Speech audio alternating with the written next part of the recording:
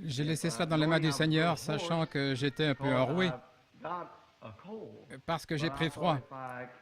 Mais j'ai pensé que si maman était assez bien pour que je puisse revenir, je reviendrai ici pour être avec vous. Parce que lorsque je vois quelqu'un comme maman étendu là, et sachant qu'il y a d'autres mères et pères ici, nous devons tous en arriver là, voyez-vous. Et je pensais que je suis si reconnaissant qu'elle soit prête à partir. Il y a autre chose que j'aimerais exprimer à l'Église. Je crois que j'ai vu Sir Wilson là-bas au fond. Et sœurs et frères Sotman sont peut-être aussi quelque part dans le bâtiment. Et plusieurs d'entre vous qui avez offert votre assistance pour veiller maman pendant la nuit et différentes choses comme cela. Quelle loyauté! J'apprécie tout ce que vous avez fait. Franchement, la famille est épuisée, vous savez, nous sommes à son chevet chaque nuit. Or, la plupart d'entre eux travaillent. Alors, c'est Meda et moi, ou Dolores, et elle a des enfants qui vont à l'école. C'est donc assez pénible de faire cela à 2 ou 3. Vous vous épuisez. Vous avez de la peine à avancer et vous n'arrivez presque plus à le faire. La différence entre le jour et la nuit, spécialement lorsque vous arrivez à l'âge de Meda et au mien, vous savez, il ne faut pas beaucoup de nuits pour vous épuiser quand vous prenez de l'âge. J'avais coutume de penser que je pouvais rester debout jour et nuit en rentrant de Californie dans ma vieille Ford Model T. Je devenais un peu somnolent sur la route, il me fallait 4 ou 5 jours, peut-être 7 jours pour faire le voyage. Je conduisais jour et nuit, et lorsque j'étais un peu fatigué, je jetais ma couverture à côté de la voiture, j'allais dans la prairie, je dormais quelques heures, et puis je continuais ma route. J'ai beaucoup changé depuis Frère Neville.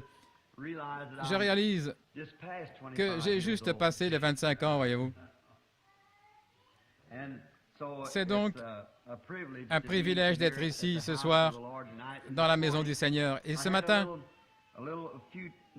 j'avais quelques notes que le Seigneur m'avait données, et j'ai pensé que peut-être ce matin, si j'en avais l'occasion, j'aurais parlé de ça avant de prier pour les malades. Mais étant donné que nous étions en retard avec les questions ce matin, j'ai pensé que si maman se sentait mieux, ce serait peut-être un signe pour que je revienne ici ce soir pour vous parler quelques instants, si je n'interrompais pas le programme de Frère Neville. Alors que j'étais dans la pièce, j'ai reçu un merveilleux témoignage au sujet d'une sœur chrétienne qui est avec nous ce soir. Elle était dans la ligne de prière ce matin, priant pour quelqu'un d'autre. Et dans sa chambre, une pièce sombre, il y a le souper du Seigneur, le dernier souper du Seigneur. Il se trouve que le soleil ne peut jamais pénétrer dans la pièce, et c'est ainsi qu'à 3 heures cet après-midi, ce halo de lumière qui est apparu lorsque nous avons terminé de prêcher sur les âges de l'Église, ici, mais ayant plutôt les couleurs de l'arc-en-ciel, est venu juste sur la tête du Seigneur Jésus. Elle l'a observé pendant quelques instants, puis elle est allée le dire à sa sœur, d'après ce que j'ai compris, et elles sont venues et étaient émerveillées pendant un long moment, environ 1 heure, et ensuite elles ont appelé un voisin prédicateur, qui est frère Stricker ici, afin qu'il vienne voir le phénomène. Ils l'ont observé jusqu'à 5 heures environ. Puis on a demandé au prédicateur de prier, mais il lui semblait qu'il ne pouvait pas prier ou quelque chose comme cela. Peu de temps après, quelqu'un a donné un message et ils avaient donné leur interprétation. Et le message disait qu'ils avaient mal interprété, qu'ils ne l'avaient pas donné correctement. Je crois que c'est juste, n'est-ce pas, Sir Bruce? Ils ne l'avaient pas donné correctement. Cela disait que ce signe voulait montrer en quelque sorte qu'elles étaient appréciées parce qu'elles avaient cru le message proclamé ici au tabernacle comme cela. Il leur fut dit qu'elles verraient des grandes choses plus grandes que cela arriver, qu'elles verraient même des anges descendre et monter. Ainsi, nous vivons dans les derniers jours. Nous sommes près de la fin des temps. Cela peut paraître terrible pour certaines personnes, mais pour les chrétiens, je suis content que nous en soyons là. Je suis content que nous soyons à la fin. Je l'ai dit une fois dans une réunion, et une personne qui me parlait m'a dit, « Que voulez-vous dire? Vous voulez dire que vous seriez content de voir arriver la fin du monde? » Et j'ai dit, « Oh, oui, monsieur, assurément. » Il a répliqué, « Ça ne paraît pas sensé qu'une personne désire que la fin du monde arrive. » J'ai dit, « À la fin du monde, du temps, Jésus vient, et c'est lui que je désire voir. » Et j'ai dit, la Bible parle de tous ceux qui auront aimé son avènement. Et ça fait plaisir de savoir que toutes ces vieilles choses de la vie vont cesser un de ces jours et que nous allons le voir. Il y a quelque temps, on a dit là-bas, oh, il y a de nombreuses années, lorsqu'il y avait l'esclavage, il y avait un vieil homme de couleur. On avait l'habitude de chanter des cantiques, des chants populaires. Il se rassemblait et officiait parmi les esclaves et prêchait, vous savez, et tenait des réunions. Or, un soir, un vieil homme là-bas fut sauvé. Et lorsqu'il fut sauvé, il sut alors qu'il était libre. Il commença donc à dire aux autres esclaves de la plantation le matin suivant, « Je suis libre. » Alors son patron le fit venir et lui dit, « Dis donc, Sam, qu'est-ce que cette histoire que tu racontes aux autres disant que tu es libre? » Il dit, « Oui, patron, c'est vrai. À une réunion hier soir, j'ai été affranchi de la loi du péché et de la mort. » C'est cela. C'est cela. La loi du péché et de la mort. J'en ai été affranchi. Vous étiez une fois liés, voyez-vous, mais maintenant vous en êtes libre. Comme je l'ai dit ce matin, la mort habite seulement dans le péché. Le péché et la mort, c'est la même chose, voyez-vous. Lorsque vous êtes loin du péché, vous êtes loin de la mort, mais lorsque vous êtes dans le péché, vous êtes dans la mort. Et c'est pourquoi, lorsque vous êtes affranchi de la loi du péché et de la mort, vous êtes une nouvelle créature en Jésus-Christ. Et alors vous êtes libre. Et son patron lui dit, « Sam, crois-tu vraiment cela? » Il dit, « Oui, monsieur. Le Seigneur m'a appelé hier soir pour parler à mon peuple et leur dire qu'ils peuvent être affranchis de la loi du péché et de la mort. Bien que nous soyons des esclaves, nous pouvons être affranchis de la loi du péché et de la mort. » Il a dit, « Sam, crois-tu vraiment cela? » Il a dit, « Patron, je ne sais pas ce que tu vas faire de moi après ce que je viens de déclarer. Mais je te le dis, je suis un homme libre. Je suis libre de la loi du péché et de la mort. » Et il dit, « Sam, je suis aussi un chrétien, tu sais. Et parce que Dieu t'a affranchi du péché et de la mort, que tu es un chrétien et que tu as envie d'en parler à tes frères, je vais aller là-bas ce matin pour te libérer et signer la proclamation. Tu peux être un homme libre qui n'est lié par personne pour aller prêcher l'Évangile à tes frères. » Il dit que ce vieil homme prêcha pendant de nombreuses années. Un jour, comme c'est notre destin à tous, nous arrivons à la fin de notre route. Et quand il est arrivé à la fin de sa route, à ce moment-là, il resta inconscient pendant peut-être plusieurs heures. Et beaucoup de ses frères blancs vinrent lui rendre visite. Il se trouva qu'un groupe était dans le bâtiment. Lorsqu'il se réveilla et revint à lui, il regarda autour de lui, il dit, « Vous voulez dire que je ne suis pas encore là? » Il répondit, « Sam, tu dormais? » Il dit, « Non, je ne dormais pas. J'étais de l'autre côté. » Les frères dans le ministère lui dirent, « Sam, dis-nous ce que tu as vu de l'autre côté. » Eh bien, leur dit-il, « Je suis entré par une grande porte blanche comme les perles, et lorsque je suis entré là, j'ai vu le trône.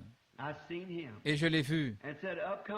Et un ange est venu vers moi et a dit, « Es-tu Sam? » J'ai dit, « Oui, c'est moi. » Il dit, « Sam, voici une robe et une couronne. Tu as gagné ceci, Sam, par les grandes œuvres que tu as accomplies sur la terre. » Il répondit, « Ne me parlez pas d'une robe et d'une couronne comme récompense. » Il a dit, « Qu'aimerais-tu comme récompense? » Il répondit, « Laissez-moi simplement le regarder pendant 1000 ans. » Je crois que nous nous ressentons tout cela, n'est-ce pas? Je ne veux ni robe, ni couronne, ni palais. J'aimerais simplement le regarder. J'aimerais seulement le regarder, simplement. Vous savez, Ne voudriez-vous pas juste, j'aimerais te tenir la main pendant que je le fais, frère Neville. Nous pourrions le faire ensemble et dire, pense à ça, frère Neville. Dans quelles conditions nous sommes restés au tabernacle? Par la chaleur et le froid et tout le reste. Mais regardez ici, le Fils du Dieu vivant. Ne serait-ce pas merveilleux de regarder et de voir sa physionomie? 2 fois dans ma vie, non, 3 fois, je l'ai vu dans une vision. Il avait la même apparence chaque fois, mais il n'y a pas un seul artiste au monde qui saurait peindre son portrait. Ils peindront peut-être quelque chose qui lui ressemble, mais il m'est apparu comme un homme qui pourrait, rien qu'en parlant, provoquer la fin du monde, et pourtant si doux et aimable. Oh, il n'y a pas. Il y a tellement plus de caractéristiques que ce que le pinceau d'un artiste pourrait saisir. Et je veux vraiment le voir un jour en personne. Et j'ai souvent pensé que j'aurais aimé l'entendre lorsqu'il leva ses précieuses mains et dit « Venez à moi ». Voir son air fatigué et là, lorsqu'il était fatigué, épuisé par son voyage, il dit « Venez à moi, vous tous qui êtes fatigués et chargés, je vous donnerai du repos. Prenez mon joug sur vous et apprenez de moi, car je suis doux et humble. » J'aurais aimé l'entendre dire cela.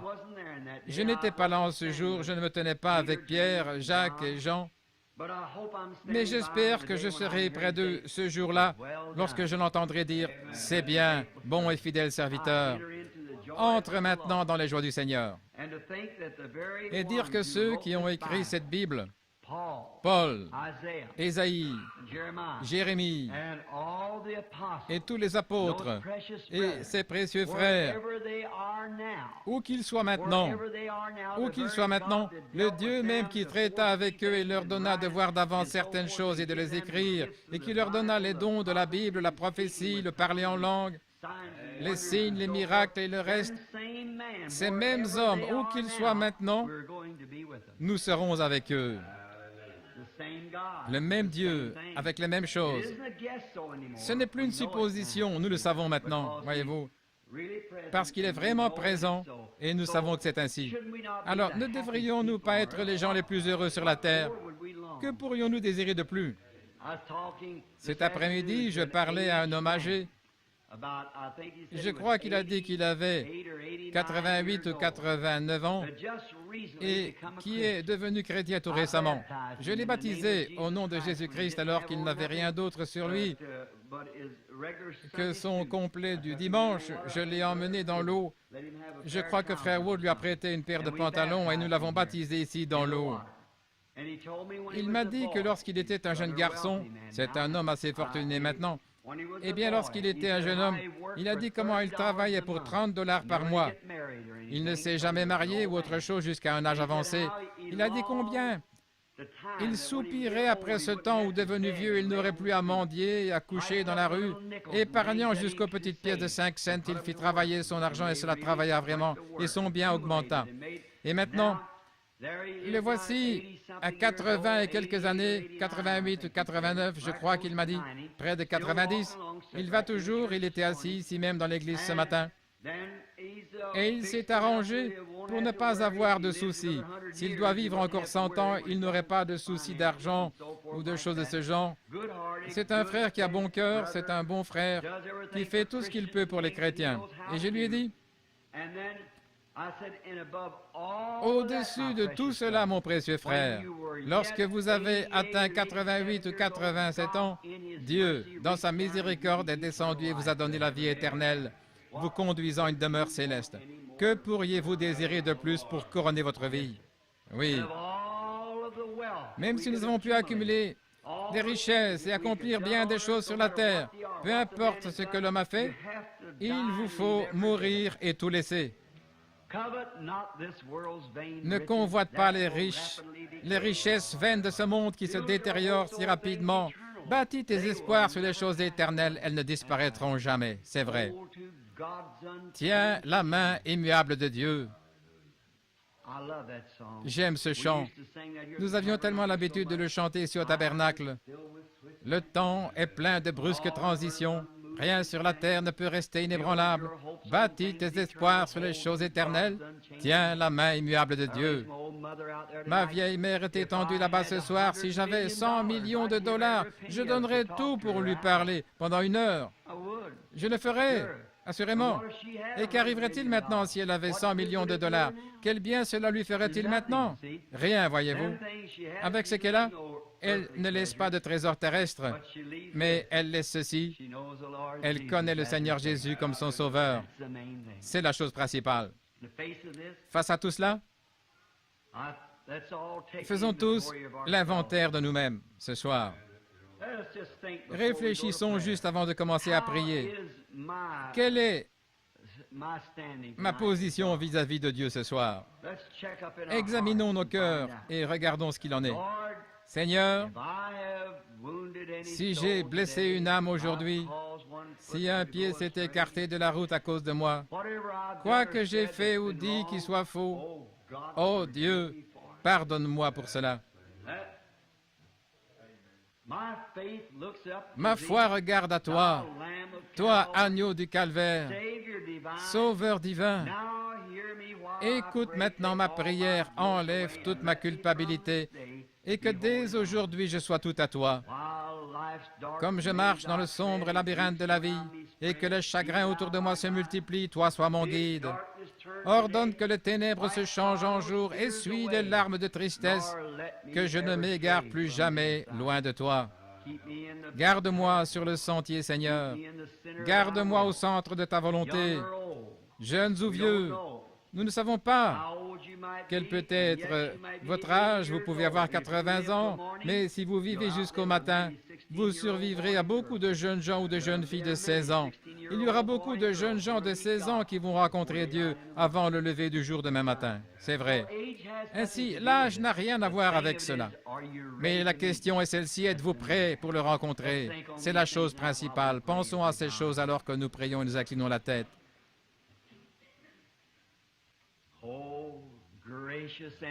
Ô bienveillant, saint et vénérable Père de la vie, nous entrons dans ta présence, toi le Dieu Tout-Puissant, pour te dire merci du plus profond de notre cœur pour le privilège d'être assis ici ce soir. Alors que je marchais dans cet hôpital il y a un instant, observant ces gens dont certains étaient inconscients, saignaient, criaient ou étaient agités et avaient dû être attachés à leur lit. Oh Dieu, je prie que chacun d'eux soit prêt, Père, qu'ils soient prêts à te rencontrer s'ils doivent quitter cette vie. Et dire, Seigneur, que ce pourrait être nous, chacun de nous ici, si ce n'était à cause de ta grâce. Mais tu nous as laissé vivre pour nous rassembler à nouveau ce soir, afin de nous préparer. Ces choses traversent notre cœur et nos esprits maintenant, Seigneur. Et pendant que tu sondes nos cœurs, s'il y a en nous quoi que ce soit d'impur, Seigneur, enlève-le, Père. Oh Dieu, consacre nos âmes à toi. Nous te remercions pour tout ce que tu as fait et pour ce que nous croyons que tu feras et pour cette lumière qui est apparue aujourd'hui dans la maison de Sœur Bruce. Je te remercie pour cela, Seigneur, cela les fortifiera. Maintenant, Seigneur, je te prie d'accorder ce soir à nos âmes d'être rafraîchies constamment dans ta présence ici dans ce tabernacle. Nous te remercions, Père, pour ce tabernacle. Nous te remercions pour son pasteur ici, notre frère Neville, un homme plein d'humilité, un homme intègre, un homme qui est plein de l'amour de Dieu pour Christ et son Église. Je te prie de le bénir, ainsi que sa gentille petite compagne et ses enfants. Et Seigneur, puisse-t-il rester longtemps avec nous ici sur la terre, accorde-le. Garde la maladie éloignée de leurs portes et garde-les en bonne santé. Garde la maladie éloignée de toutes nos portes, Seigneur. Garde-nous en bonne santé afin que nous puissions te servir. Et maintenant, nous déposons nos âmes sur l'autel pour qu'elles soient sondées. Alors que j'ouvrirai les yeux dans quelques instants pour lire ta parole, si c'est ta volonté, ne saurait tomber sur moi d'essayer de briser le pain de vie pour les gens. Maintenant, Seigneur, aide-moi à dire quelque chose qui puisse aider une pauvre âme fatiguée ici ce soir. Aide-nous, afin que cela soit aussi des paroles de correction pour que nous sachions comment nous conduire et ce que nous devons faire et comment nous devons vivre dans ce monde présent si nous attendons à faire du ciel notre demeure. Accorde-le, Seigneur, et guéris les malades. S'il y en a parmi nous, Seigneur, qui sont malades, nous te prions de les guérir. Fortifie ceux qui sont fatigués, nous prions pour eux. Nous ne prions pas seulement pour cette Église, mais aussi pour d'autres églises à travers le monde entier, là où des prières et des supplications sont adressées à Dieu. Et tous ces saints au cœur affamé qui par dizaines de milliers crient « Viens, Seigneur Jésus, viens !» Oh, certainement, tu entendras un jour notre cri, Seigneur, et tu viendras. Si nous sommes appelés à nous endormir avant que cela vienne, cette venue, nous savons que la trompette sonnera et que les morts en Christ ressusciteront premièrement. Nous apparaîtrons et nous nous tiendrons dans ta présence un jour. Nous te remercions pour ceci et nous attendons ce moment-là. Maintenant, prépare nos cœurs, car nous te le demandons au nom de Jésus. Amen. Maintenant, je ne m'attends pas à prêcher très longtemps ce soir, peut-être 30 ou 40 minutes, d'un petit sujet que j'aimerais premièrement lire un passage des Écritures dans le livre des Psaumes, Psaume 105, en lisant jusqu'au verset 15 inclus. Pendant que je lis ce psaume, je désire que vous écoutiez attentivement la lecture de la parole, parce que la parole de Dieu ne faillira jamais. Louez l'Éternel, invoquez son nom, faites connaître parmi les peuples ses hauts faits. Maintenant, pensez un peu à ça. Louez l'Éternel, rendez-lui grâce, invoquez son nom, faites connaître parmi les peuples ses hauts faits. Chantez. Chantez des psaumes en son honneur. Parlez de toutes ses merveilles. Glorifiez-vous de son saint nom. Que le cœur de ceux qui cherchent l'Éternel se réjouisse. Ayez recours à l'Éternel et à son appui. Cherchez continuellement sa face. Souvenez-vous des prodiges qu'il a faits, de ses miracles et des jugements de sa bouche. Vous, postérité d'Abraham, son serviteur, enfants de Jacob, ses élus, il est l'Éternel notre Dieu, ses jugements s'exercent sur toute la terre. Il se rappelle à toujours son alliance, ses promesses pour 1000 générations. L'alliance qu'il a faite avec Abraham et le serment qu'il a fait à Isaac, il a érigé pour Jacob en loi, pour Israël en alliance éternelle, disant, « Je te donnerai le pays de Canaan comme héritage qui vous est échu. »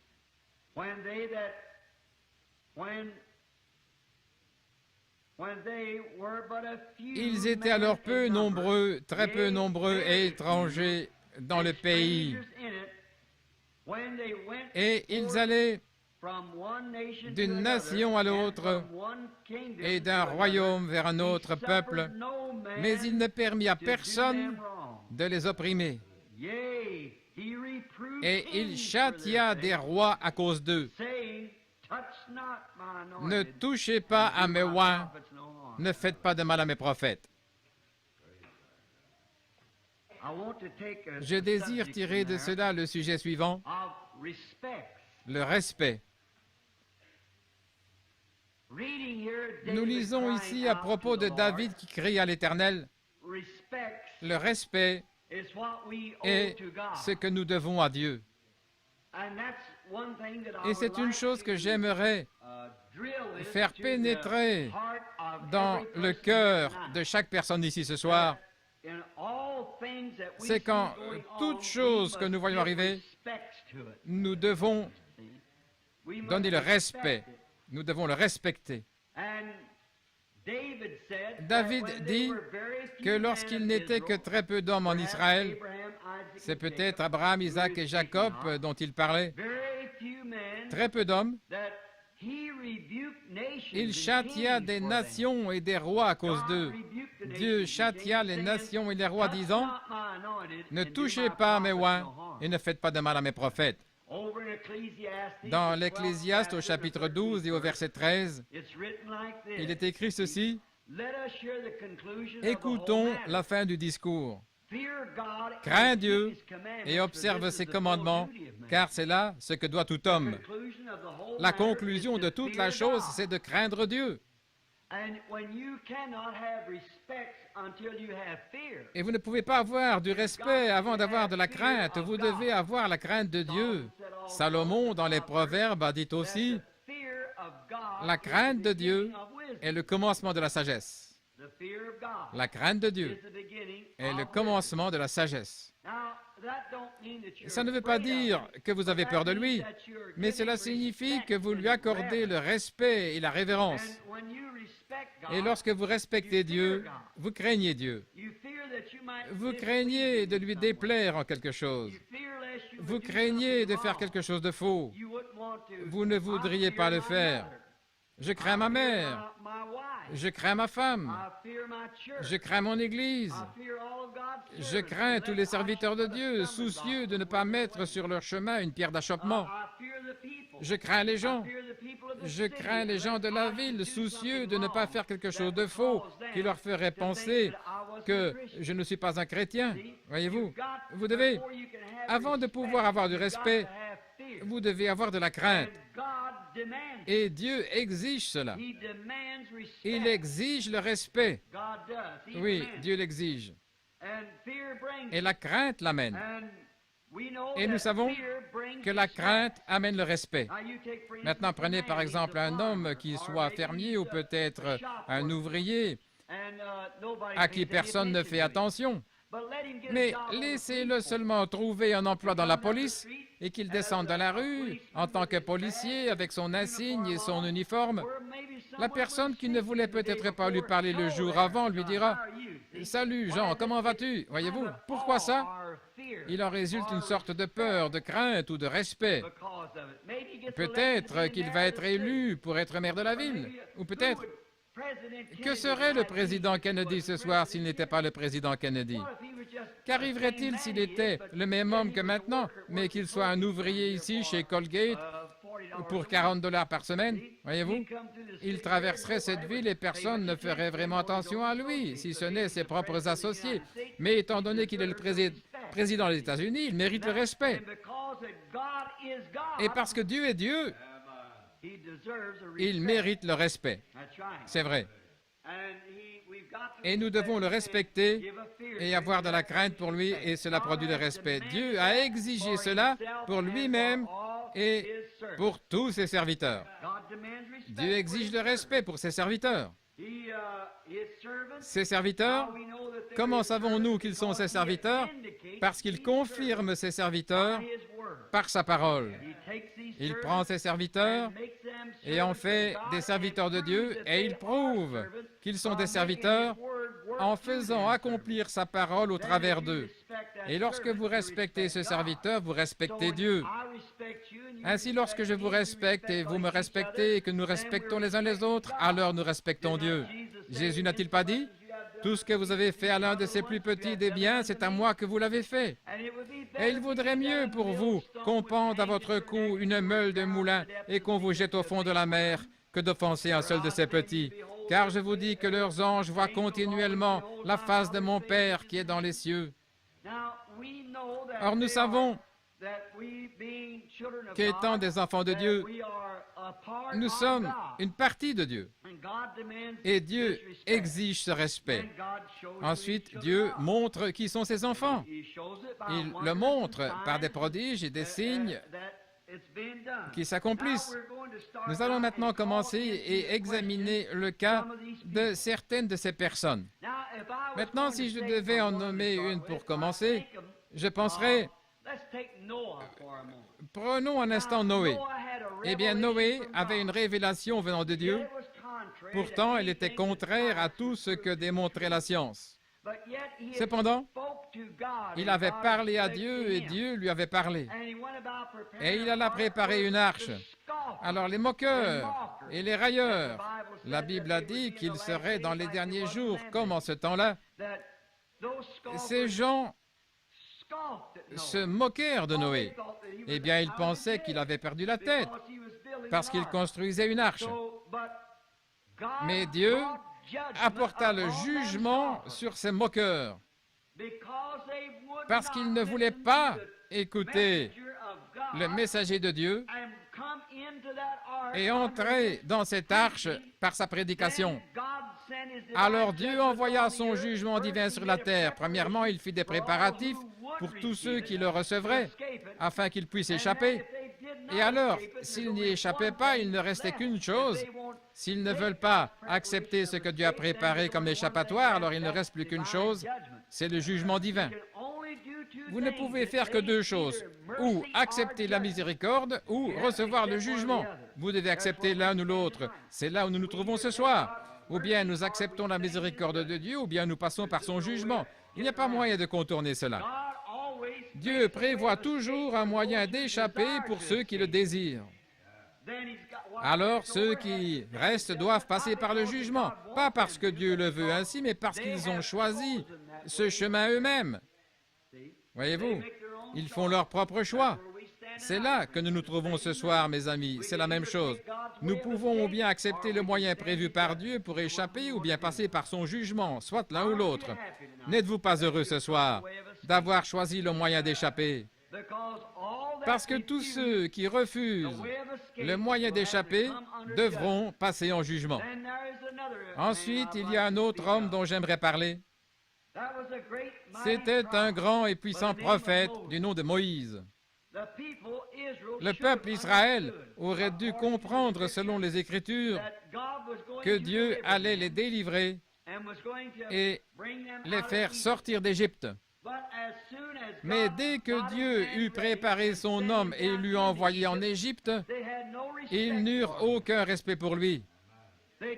Ils le repoussèrent et dirent, « Nous tueras-tu comme tu as tué l'Égyptien? » À cause de cela, il dut rester en esclavage pendant 40 ans de plus. Ils restèrent dans l'esclavage parce qu'ils refusèrent de respecter le libérateur qui était venu pour les délivrer. Cela les réduisit de nouveau en esclavage. Non pas parce que Dieu voulait qu'ils y restent, le moment était tout à fait juste, mais ils restèrent 40 ans de plus parce qu'ils refusèrent d'accepter les moyens prévus par Dieu pour échapper. Combien je crois que c'est le même cas ce soir. La même chose, voyez-vous.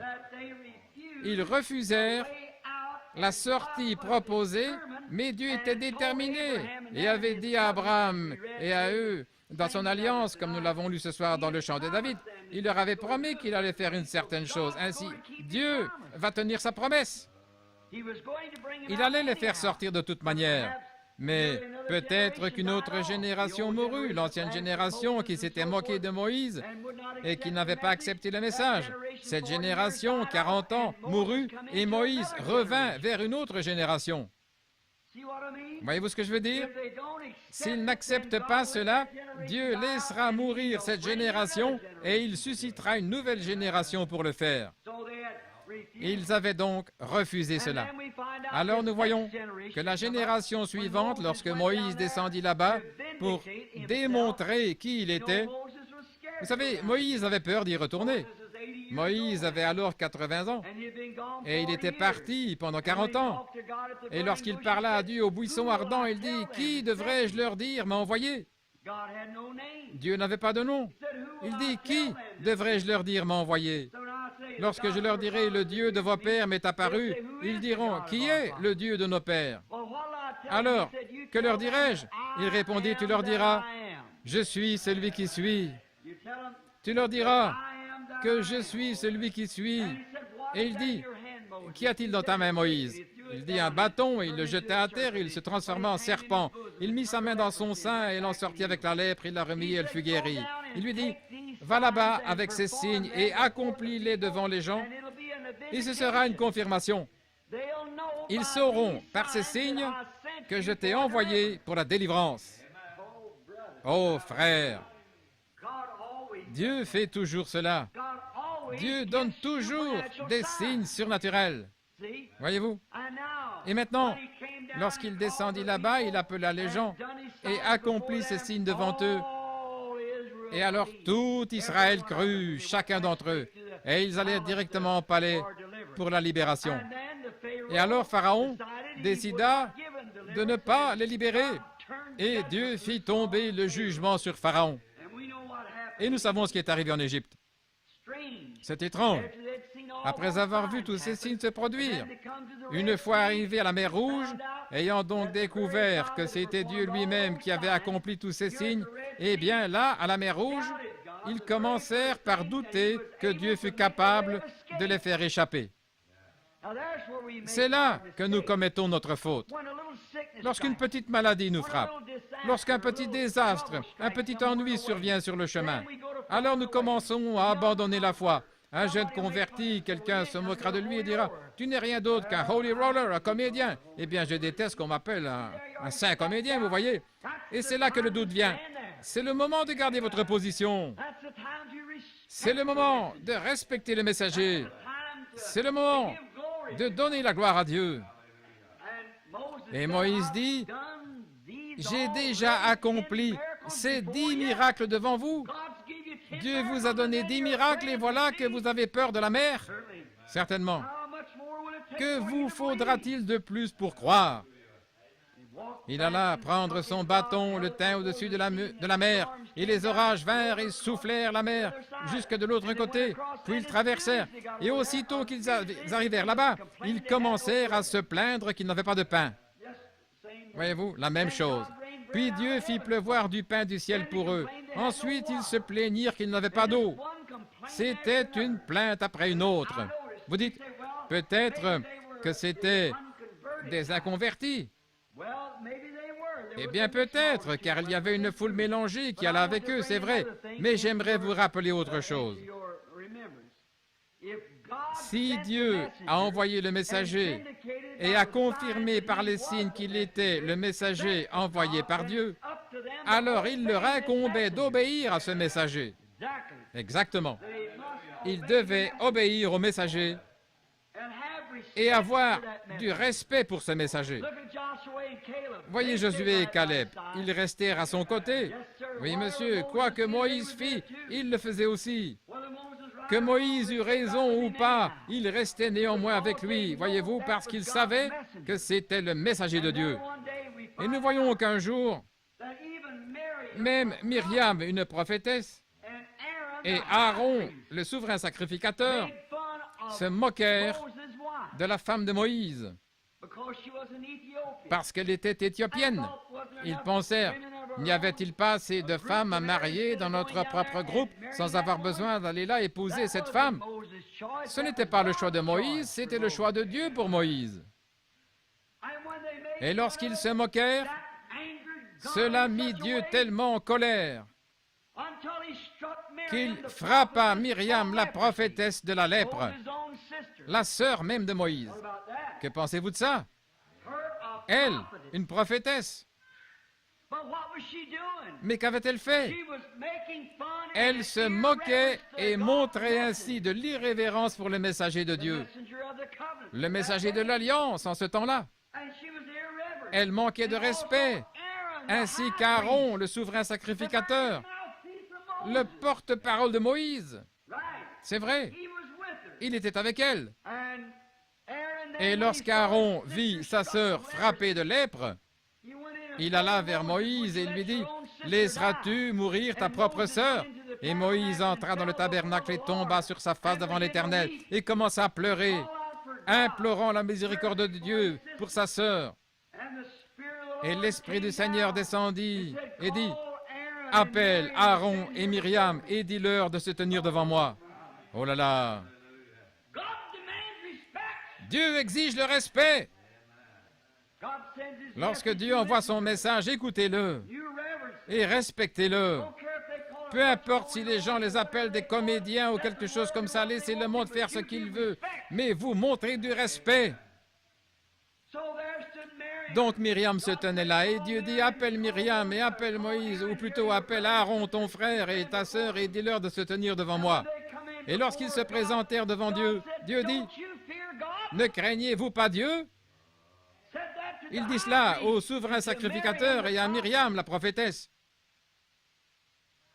Il dit, « S'il y a parmi vous un homme qui soit spirituel ou prophète, moi, l'Éternel, je me révélerai à lui.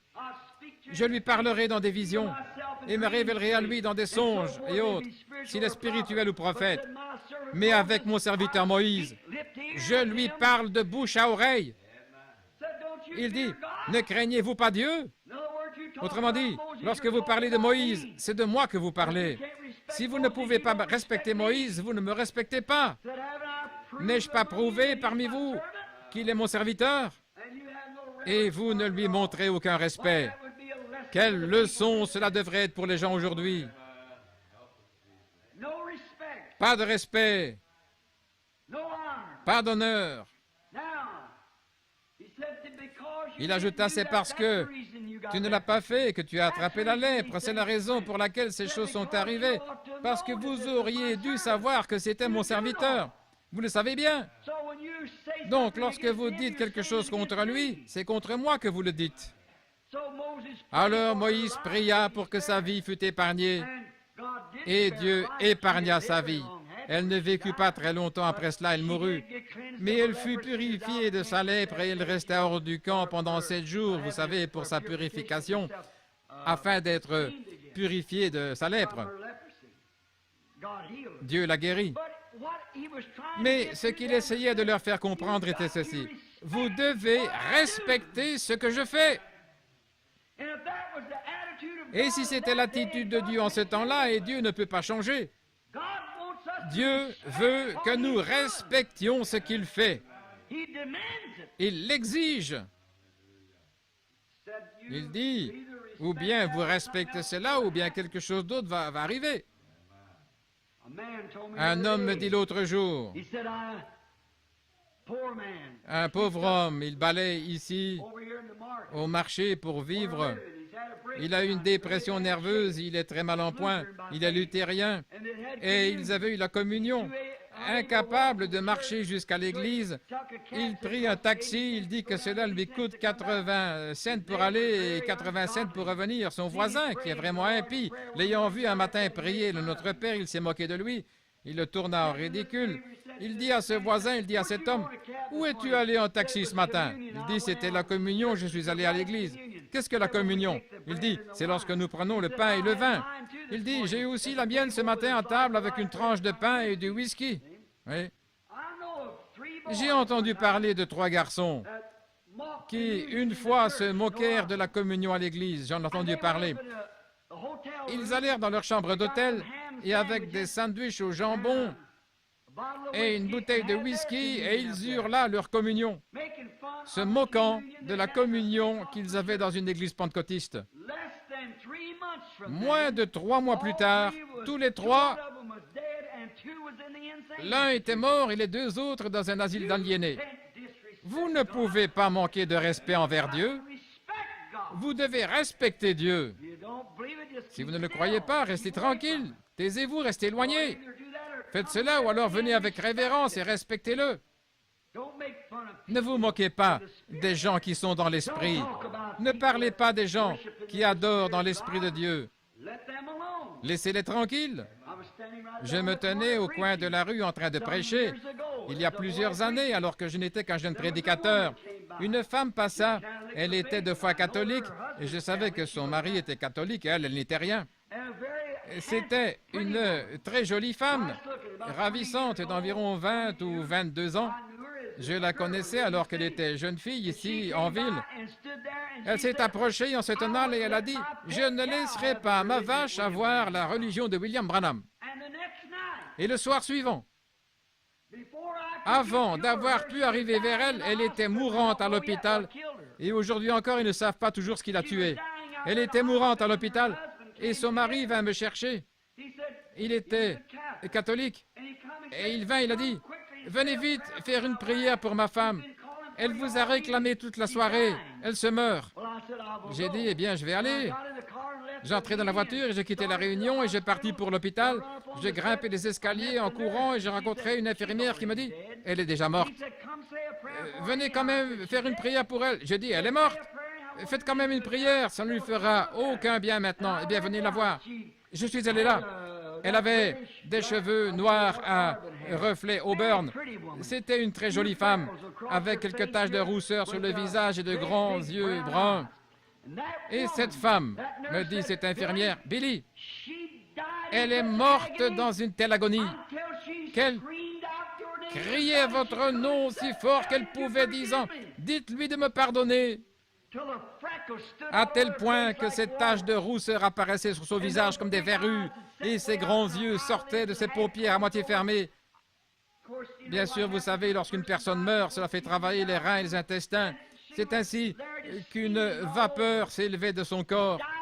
Elle mourut dans une telle agonie, non pas parce qu'elle me manqua de respect, mais parce qu'elle manqua de respect envers l'Évangile que je prêchais, où Dieu accomplissait des signes et des prodiges. Il y a quelque temps à New Albany, j'étais en train de parler à un pêcheur pour le conduire à Christ, lorsqu'un grand bonhomme aux mains calleuses dans le garage, un de mes amis dont le gendre exploitait le garage juste à côté, j'étais là prêchant à l'heure du dîner, en mangeant un sandwich et je lui parlais de Dieu.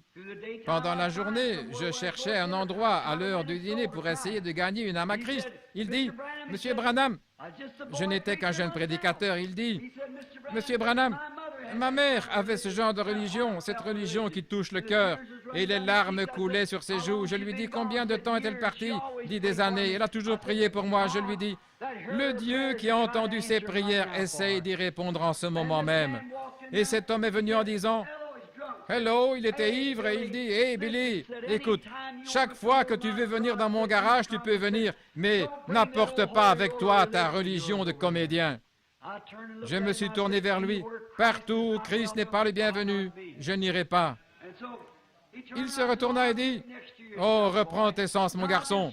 J'entendis simplement, dans mon cœur, une voix dire, « Tu récoltes ce que tu sèmes, et il vaudrait mieux pour toi qu'on suspende à ton cou une meule de moulin et qu'on te jette au fond de la mer. » Et son propre gendre, ce même après-midi, lui passa dessus avec un camion Chevrolet de 2 tonnes et il fut écrasé.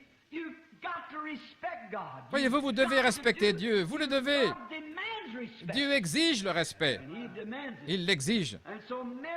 Ainsi, Myriam aurait dû le savoir, et Aaron de même, sachant que Moïse était conduit par l'Esprit de Dieu pour accomplir ce qu'il allait faire. Un prédicateur baptiste m'a écrit une lettre il y a quelques jours. Oh, quelle semonce il m'a adressée! Il a dit, un type aussi paresseux que vous, qui a un ministère soi-disant comparable à celui d'Élie le prophète, et de vous voir rester assis à la maison à ne rien faire. Ainsi, Billy, agissant comme secrétaire, lui a écrit une lettre en réponse. Il a pensé, eh bien, je crois que je vais simplement lui répondre, mais il pensait qu'il ferait mieux de me la faire lire avant de répondre. Elle était rédigée avec diplomatie et il a dit, « Ceci n'est pas mon père, c'est moi. Vous venez de dire que mon père avait un ministère comme celui d'Élie. Vous avez dit qu'il restait assis quelque part au bord d'une rivière avec une canne à pêche ou qu'il se trouvait à la montagne, son fusil à la main. Alors que diriez-vous d'Élie qui restait assis 3 ans près d'un ruisseau? Ne savez-vous pas qu'ils sont conduits par l'Esprit de Dieu pour faire ce qu'ils font? Voyez-vous, chacun essaie de diriger les choses à sa manière. Mais l'homme doit être conduit par l'Esprit de Dieu. Et on doit respecter cela, c'est tout. Et si l'autre jour, une âme précieuse a vu un autre frère, celui a dit, « Où est Bill? » Il a dit, « Il est parti au Canada. » Je suppose qu'il est parti chasser. Oui, il va chasser. Oh, quel non-sens.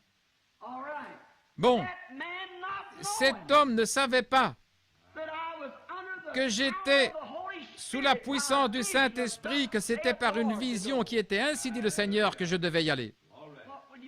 Que ferez-vous au jour du jugement?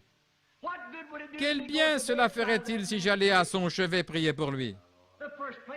Premièrement, il ne me croit pas. Ces gens viennent dire de telles choses comme si je ne savais pas qu'ils ne croient pas. bien qu'il vous tape sur l'épaule et vous appelle frère. Pourtant, vous savez qu'il ne croit pas. Ils ne croient pas. Et vous ne pouvez absolument rien faire pour eux. Ils vous appellent pour venir prier pour eux, mais cela ne leur fera aucun bien, parce qu'ils manquent de respect. Vous devez le croire. Observez ceux qui croient vraiment et voyez ce qui arrive. Vous devez le respecter. Jézabel, du temps d'Élie, comme elle manqua de respect envers Élie. Élie était en fait son pasteur, c'est sûr. Elle ne voulait pas le reconnaître. Bonté divine, non. C'était une athée ou une infidèle, une adoratrice d'idoles. Elle avait ses propres prêtres païens. Pourtant, Élie était son pasteur. Dieu l'envoya là pour être pasteur. Il était son pasteur. S'il l'a repris sévèrement et lui révéla tous ses péchés, malgré tout, il était son pasteur. Elle ne voulait pas le reconnaître et lui manqua de respect. Elle le haïssait. Assurément. Que lui arriva-t-il? Dieu laissa les chiens la dévorer dans la rue. C'est vrai. Pourquoi? Parce qu'elle manqua de respect envers le message qu'Élie prêchait. Dieu exige le respect. Vous devez l'avoir. Si vous voulez recevoir quelque chose de Dieu, vous devez respecter Dieu. Et cela doit venir de votre cœur, du fond de votre cœur. Vous devez le faire. Mais elle manqua de respect envers Dieu en manquant de respect envers son prophète. Or, elle savait qu'Élie était un prophète. Il n'y avait personne en Israël de comparable à Élie. Ses visions et tout le reste étaient parfaits devant Dieu. Mais il les condamna. Miséricorde, oui, il le fit pour chaque dénomination et tout le reste, tout ce qui est appelé péché, il le condamna, du plus petit au plus grand. Le roi et tous, il n'épargna personne. Mais ils durent savoir qu'il était prophète. Ils ne purent pas faire autrement. Oui, monsieur. Mais Makab essaya de l'accuser de la sécheresse. Et il pria effectivement Dieu d'envoyer la sécheresse. Oui, il le fit. Et il dit, « J'ai la puissance et je fermerai les cieux. Et il n'y aura ni pluie ni rosée, sinon à ma parole. » Pouvez-vous imaginer cette petite Jézabel au visage fardé martelant le sol d'un pas rageur? Ce vieil hypocrite qui fait que ses petits-enfants souffrent et toutes ces choses. Et Élie essayant de les ramener à Dieu, essayant de faire revenir une nation à Dieu, voyez-vous. Et il semble qu'elle pouvait dire aux gens, et vous prétendez que vous croyez un tel homme qui peut fermer les cieux comme ceci, empêchant la pluie et la rosée, et toute son hypocrisie et sa sorcellerie, ou quels que soient les termes utilisés. Il n'est rien d'autre qu'un sorcier, qu'un diseur de bonne aventure. Il a fermé les cieux pour qu'il ne pleuve pas, et cela fait souffrir tous ces gens. Et vous dites que c'est la volonté de Dieu. C'était la volonté de Dieu. Peu importe. Vous devez respecter Dieu, quoi qu'il fasse. Il sait ce qu'il fait. Cela avait l'air affreux. Les enfants souffraient, les gens souffraient, le bétail mourait, les moutons mouraient, pas d'eau nulle part. Les nuits étaient chaudes et étouffantes, un soleil d'airain pendant le jour durant 3 ans et demi. Élie se tint sur la montagne et dit, « Même la rosée ne tombera pas sinon à ma parole. » C'est vrai. Oh, comme on le haïssait. Et quand Akab le trouva, il dit, « Tu es celui qui trouble Israël, n'est-ce pas? » Et le vieil Élie se tourna, le regarda et il dit, « Non, ce n'est pas moi, mais c'est toi qui troubles Israël. » C'est exact. Mais Akab n'avait pas de respect pour lui. Vous savez ce qu'Élie dit à Akab? « Parce que tu as répandu le sang innocent de Naboth, ainsi les chiens lécheront ton sang dans la rue. » Et c'est ce qu'ils firent. Parce qu'ils manquèrent de respect envers le messager de Dieu. Exactement. Ils manquèrent de respect. Myriam manqua de respect. Aaron manqua de respect. Peu importe qui vous êtes, chrétien ou non chrétien, vous devez néanmoins respecter Dieu et respecter ce qu'il fait ou en supporter les conséquences. C'est ou bien le recevoir ou bien aller en jugement. C'est à vous de choisir. Combien je pourrais témoigner des heures durant ce que j'ai vu pendant ma vie, de ce que j'ai vu dans les autres pays, dans d'autres parties du pays et des choses qui sont arrivées. Mais je vais m'abstenir, il suffit que vous compreniez ce que j'essaie de vous dire. Vous devez respecter cela. J'ai vu des jeunes gens dans des réunions rire et se moquer, et moins de 24 heures plus tard, vous les trouviez écrasés dans la rue. J'ai vu des jeunes gens présents aux réunions une certaine année à un certain endroit, et lorsque j'y suis retourné peut-être 6 mois plus tard, pratiquement tous étaient partis ou tués ou frappés d'une maladie quelconque.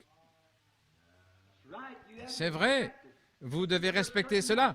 Je me souviens d'une certaine jeune fille un soir dans le Tennessee, alors que je sortais, après avoir prêché dans une grande église baptiste, alors que je passais la porte, je me suis senti conduit ce soir à l'appeler à venir à Christ. Eh bien, elle m'a ri au nez lorsque je l'ai appelée à venir à Christ. C'était l'une des filles du diacre. Elle s'est tenue près de la porte ce soir-là et elle m'a attendu. Et quand je suis sorti, elle a dit, « Je veux que vous sachiez ceci maintenant. Ne me mettez plus jamais dans l'embarras comme cela. » Je lui ai dit, « C'est Dieu qui vous appelait. » Elle a dit, « Non-sens, je suis jeune. J'ai bien le temps. Mon père a assez de religion pour nous tous à la maison. » Je lui ai dit, « Pas assez pour vous, sœur. Chacun doit avoir sa propre religion. » Elle a dit, « Si je veux que quelqu'un me parle, je choisirai quelqu'un qui a du bon sens, pas quelqu'un comme vous. » Je lui ai dit, « Allez, dites ce que vous voulez, ça ne me dérange pas. Mais un jour, vous le regretterez. » Peu après, en passant dans la même ville, et voilà qu'elle descendait la rue, débraillée, avec son jupon qui pendait, une cigarette à la main. Elle m'a offert du whisky. La même chose. Et voici son témoignage. Elle a dit, « Vous vous souvenez du soir où vous m'avez appelé, là? » C'était la vérité, dit-elle. L'Esprit de Dieu me rendait témoignage ce soir-là et essayait de me convaincre de venir. Et depuis lors, je pourrais voir l'âme de ma mère frire en enfer comme une crêpe et en rire. Voilà ce qui est arrivé. Vous devez respecter Dieu. Vous devez le faire, frère, c'est tout. Jézabel manqua de respect. Je me souviens une autre fois, il y a eu des enfants irrespectueux. Ils avaient été élus dans une famille. Et Élie, bien sûr que les gens le haïssaient parce qu'il avait fait venir cette famine dans le pays. Il y avait des gens qui avaient appris à leurs enfants qu'Élie, un homme comme cela qui avait été pris et enlevé au ciel, avait vraisemblablement dû être tué quelque part, puis simplement enterré et caché. Ils ne croyaient pas cela. Élisée prit sa place. Il était maintenant le messager de ce jour après qu'Élie eut été enlevé. Alors qu'il traversait une certaine ville, les petits-enfants de cette ville sortirent en courant pour se moquer de lui et dire, « Hé, toi, vieux chauve, pourquoi n'es-tu pas monté comme Élie? » Voyez-vous, ils ne croyaient pas qu'Élie était monté. Voilà, c'est ça. Ce n'était pas le manque de respect envers l'homme, c'était le manque de respect envers son message. Il était le successeur d'Élie.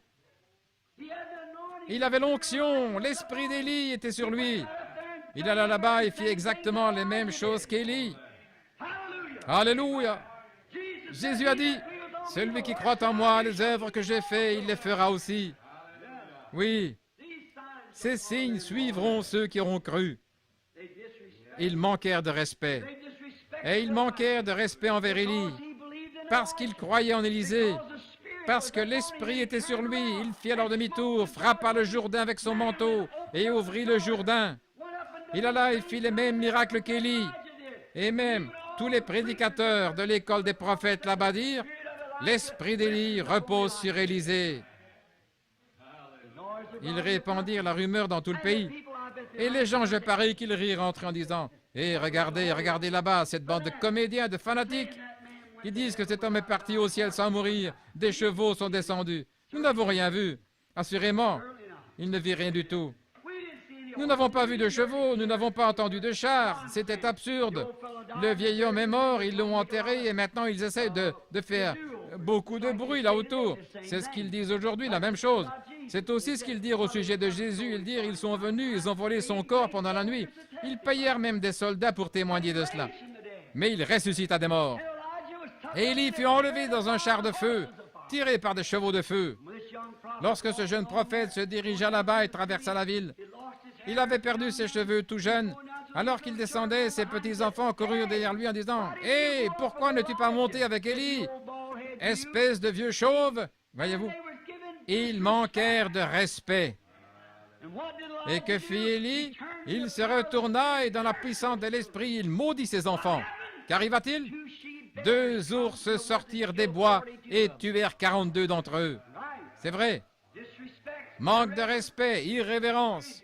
Vous ne pouvez pas faire ça. Vous devez respecter Dieu.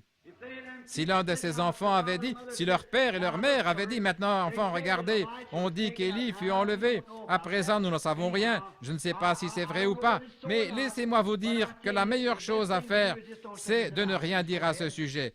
Allez votre chemin. Nous avons entendu dire qu'il doit passer par la ville aujourd'hui, il y aura une réunion là. Si c'est le cas et que vous le rencontrez sur le chemin, dites simplement « Bonjour révérend, bonjour monsieur » ou quelque chose comme cela. Parlez-lui. Mais au lieu d'agir ainsi, sans doute qu'à la maison, on leur avait dit, papa et maman, ils se riaient, ils se moquaient, 10 ans. Regardez-moi ça, ils disent que ce comédien a été enlevé. Pouvez-vous croire une chose pareille? Ils ont dit que ce vieux type chauve, aussi chauve qu'une citrouille, qui n'a pas plus de 35 ans, va venir ici et ils vont tenir des réunions. Ils s'attendent à ce que nous croyions de telles sottises. Oh, ce n'est rien qu'un charlatan, c'est tout. Parce qu'il ne veut pas venir dans notre église, vous voyez. Il est comme Élie, il ne veut pas venir dans nos églises. Il s'agit probablement de sorcellerie, jeter un sort, des supercheries comme Élie. Ils ne croyaient pas en lui. On apprenait donc cela aux petits-enfants à la maison.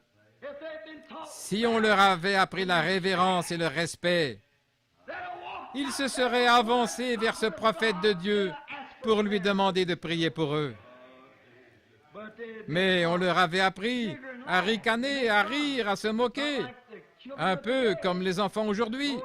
Beaucoup aujourd'hui se moquent des réunions de rue. Ils se moquent de la prédication de l'Évangile. Ainsi Élie les maudit au nom du Seigneur. Pas à cause des enfants, mais à cause des parents sans respect qui avaient éduqué leurs enfants ainsi à manquer de respect envers Dieu. 2 ours sortirent et en tuèrent 42. C'est de l'irrévérence. Dieu exige le respect. Lorsqu'ils manquèrent de respect envers son prophète, ils manquèrent de respect envers lui. Même s'ils ne croyaient pas, ils auraient dû garder la bouche fermée et rester éloignés. Mais non, il fallait qu'ils mettent leur grain de sel. Il fallait qu'ils disent quelque chose qu'ils n'auraient pas dû dire. Et qu'est-ce qui leur est arrivé? Prenons quelques personnes qui ont montré du respect. Prenons la femme sunamite avec ce même prophète Élie. En fait, ce n'était pas une Israélite. Elle était de Sunem, mais elle croyait en Dieu. Elle vit passer cet homme dans la ville, elle l'entendit parler, elle vit les signes qu'il fit. On raconte dans une histoire, je ne sais pas si c'est vrai ou pas, qu'un jour une meute de chiens sauvages essaya d'attraper une petite fille. Ceci n'est pas dans l'Écriture, c'est seulement une histoire que j'ai lue. Il est dit que la Sunamite était là, debout au coin de la rue, et qu'elle vit que ces chiens allaient tuer cette petite fille. Et ce saint homme qui passait par cette ville leva son bâton vers Dieu et demanda grâce pour ses petits-enfants, et les chiens firent demi-tour et s'en allèrent. Cela s'est-il passé ainsi? Je ne sais pas, mais ça se pourrait. Mais quoi qu'il en soit, cette femme avait perçu que c'était un saint homme. Elle perçut que quelque chose était arrivé. Elle vit ce qu'il était et elle perçut qu'il était un saint homme de Dieu. Et au lieu de manquer de respect envers lui, comme Jézabel, elle le respecta. Elle dit à son mari, « Nous pouvons bien faire ceci. Je t'en prie, construisons-lui une petite maison par ici. Donnons-lui un petit endroit, car il est épuisé. Je l'ai observé, il se fait vieux. Et j'ai remarqué ses cheveux gris qui se mêlent à sa barbe, et quand il marche avec son bâton et ses petits bras maigres et la chair flasque, le voilà qui vient portant une petite cruche d'huile sur son côté, un morceau de peau de mouton autour de lui, sous le soleil brûlant. Son corps paraît brûlé rouge. Je t'en prie, faisons-lui une petite place ici où s'arrêter. Faisons venir l'entrepreneur et construisons-lui un petit endroit et hébergeons-le, car je perçois par son esprit qu'il est un saint homme. C'est un homme de Dieu. Oh, quelle différence! Eh bien, son mari fut d'accord. Il se peut qu'il ait dit, chérie, j'ai aussi remarqué cet homme, je l'ai écouté, je l'ai observé, j'ai vu ses œuvres. Je sais que c'est un saint homme de Dieu.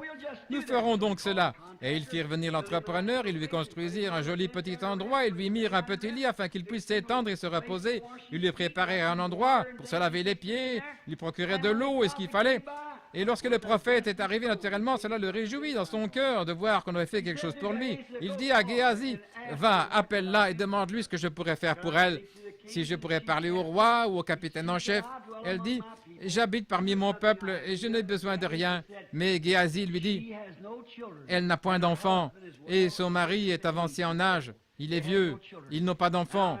Alors j'imagine Élie étendu là sur ce petit lit que lui avait fait construire et qu'il avait tant béni. Il s'était lavé les pieds, la barbe et tout. Il était étendu là, sans doute. Il eut une vision du Seigneur parce que c'était toujours ainsi. Alors il dit, va, appelle-la et dis-lui de se présenter ici devant moi. Oh là là, va, appelle-la parce qu'elle a respecté Dieu. Va lui dire de venir ici. Lorsqu'elle se tint à la porte, il dit, ainsi dit le Seigneur, à peu près à cette même époque, l'an prochain, tu donneras naissance à un bébé. Et à peu près à cette époque, l'an suivant, elle eut un enfant. Lorsqu'il eut environ 12 ans, Satan, un jour son père l'avait emmené dans les champs et Satan dit, je vais me débarrasser de cet enfant. Et il lui donna une insolation et il mourut dans les bras de sa mère. Est-ce que ça l'a découragé? Non, il a dit, c'est un mulet, va en avant, ne t'arrête pas, va au mont Carmel, à la montagne, parce qu'il est passé par ici l'autre jour. Oh là là, voilà. Ça, c'est du respect. C'est du respect. Et son mari lui dit, tu vas vers l'homme de Dieu. Il ajouta, ce n'est ni la nouvelle lune, ni le sabbat, il ne sera pas là-haut. Elle dit, tout ira bien, scelle simplement la mule et laisse-moi aller. Et ils sont partis. Et ils arrivèrent dans la montagne. Et lorsque le vieil Élie regarda de sa caverne, il sortit de là et regarda, il dit, on dirait que c'est cette Tsunamite qui vient. Elle doit être affligée. Va à sa rencontre. Elle est affligée en son cœur et Dieu ne m'a rien dit à ce sujet. Voyez, Dieu n'est pas obligé de tout vous dire. Il ne dit même pas tout à ses prophètes. Il fait simplement ce qu'il veut. Il est Dieu. Maintenant, Élie a dit, oh Dieu, que serait-il arrivé si Élie avait dit, pourquoi ne m'as-tu pas dit la raison de sa venue? Pourquoi ne m'as-tu pas dit à propos de ça? Il n'aurait jamais rien vu. Mais quelle que fût la chose, c'était en règle pour Élie. Et que serait-il arrivé si elle était venue en disant, tu as dit que tu étais un serviteur de Dieu, espèce d'hypocrite, je crois que tu n'es rien d'autre qu'un saint comédien. Ça ne serait jamais arrivé. Voyez-vous, Dieu nous éprouve parfois afin de voir ce que nous ferons. Au lieu de ça, elle s'est précipitée à ses pieds et elle adora comme elle le faisait pour Dieu. Et elle lui dit, elle lui révéla ce qu'il y avait. Et Élie dit, prends mon bâton et va le poser sur l'enfant. Et quand il le fit, la femme dit, comme le Seigneur Dieu est vivant et que ton âme ne mourra jamais. Oh là là! Oh, serviteur de Dieu, je ne te quitterai pas. Je resterai ici jusqu'à ce que Dieu te donne une vision. Le vieil Élie demeura là encore un peu de temps. Il ceignit ses reins, prit son bâton et il partit. Il entra dans la chambre où le bébé était étendu, un bébé mort. Il fit quelquefois les 100 pas à cause d'une femme respectueuse, une femme qui le respecta, un homme qui le respecta et qui croyait qu'il était un homme de Dieu. Il marcha de long en large jusqu'à ce que Dieu réponde. Amen. Puis il se coucha sur le bébé et celui-ci éternua 7 fois, puis il le prit, il le donna à sa mère. Il sortit et retourna à sa caverne parce qu'elle respecta l'homme de Dieu. Amen. Dieu exige le respect. Et Marthe, elle pensait toujours à préparer un bon dîner à Jésus. Marie, voulant entendre la parole de Dieu, s'asseyait simplement près de lui et écoutait. Elle ne se souciait guère que les tailles d'oreiller soient changées ou que les rideaux soient époussetés ou qu'ils aient à manger ou pas. Elle voulait simplement entendre ce que Jésus allait dire. Mais Marthe voulait toujours lui préparer un bon dîner, s'assurer que son fauteuil soit bien confortable et placé correctement et que tout soit bien nettoyé. Elle voulait qu'il fasse quelque chose pour Jésus à sa manière. Et c'était pareil pour Marie. Mais un jour, lorsque Lazare, bien des gens disent du mal de Marthe, disant qu'elle aurait dû être plus intéressée. Oh non, un instant, voyez-vous, le temps viendrait où Marthe montrerait ses couleurs. Et puis, lorsque Lazare, son frère, mourut, elle l'envoya chercher afin qu'il prie pour lui. Il ne vint pas, il ignora l'appel, il alla ailleurs. Elle l'envoya chercher de nouveau. Il continua à ignorer l'appel. Mais lorsque finalement il vint, il semble maintenant qu'elle aurait pu sortir à sa rencontre et dire, « Pourquoi n'es-tu pas venu? Pourquoi n'es-tu pas venu quand je t'ai appelé? Mon frère était là malade. Nous avons quitté notre église. Nous avons quitté notre organisation. Nous avons tout fait pour suivre ton message parce que nous avons cru que tu étais un homme de Dieu. Mais comment un homme de Dieu pourrait-il? Et nous trois étant des enfants orphelins, trois orphelins, notre gagne-pain était de fabriquer des tapisseries pour le temple. Nous étions des membres là, notre mère et notre père étaient des membres. Mais parce que tu nous as joué un tour en nous faisant croire cet enseignement disant que tu es un fils de Dieu et un prophète envoyé de Dieu et toutes ces choses, comment pouvons-nous te croire, toi, un homme qui n'a même pas voulu m'écouter quand je t'ai fait appeler, quand j'étais dans le besoin et que j'avais besoin de toi? Tu as ignoré mon message et continué ton chemin. Et je t'ai envoyé chercher de nouveau et tu as continué d'ignorer. Pourquoi tu agis ainsi? Si elle avait fait cela, l'histoire aurait été différente ce soir. Que fit-elle? Elle courut directement là. Il se trouvait. Elle tomba à ses pieds. Seigneur, si tu avais été là, mon frère ne serait pas mort. Oh, vous y êtes. Que faisait-elle? Elle témoignait du respect. Elle se trouvait dans la présence de Dieu et elle le respectait. Elle l'appela son Seigneur. Seigneur, si tu avais été là. Non pas, je t'ai envoyé chercher. Cela était tout oublié. Maintenant, tu es ici, voyez-vous. Si tu avais été là, mon frère ne serait pas mort. Il a dit, ton frère ressuscitera. Oh, dit-elle, oui, Seigneur, je sais qu'il ressuscitera au dernier jour. Et il dit, mais je suis la résurrection et la vie. Celui qui croit en moi vivra, même s'il était mort. Quiconque vit et croit en moi ne mourra jamais. Je crois, Seigneur, que tu es le Fils de Dieu qui devait venir dans le monde. Et même maintenant, Seigneur, oh, même maintenant, non pas, Seigneur, tu aurais dû faire ceci, tu aurais dû faire cela, mais même maintenant, tout ce que tu demanderas, Dieu te le donnera. C'est ça. Que se passerait-il ce soir si nous pouvions dire cela à quelqu'un? Oh, mon frère, je crois que ce que tu demandes à Dieu, Dieu te l'accorde. Il aurait les mêmes résultats. Mais peu importe combien, nous savons qu'il était le Fils de Dieu. Si elle n'avait pas respecté cela, cela n'aurait jamais marché. Cela venait de son cœur.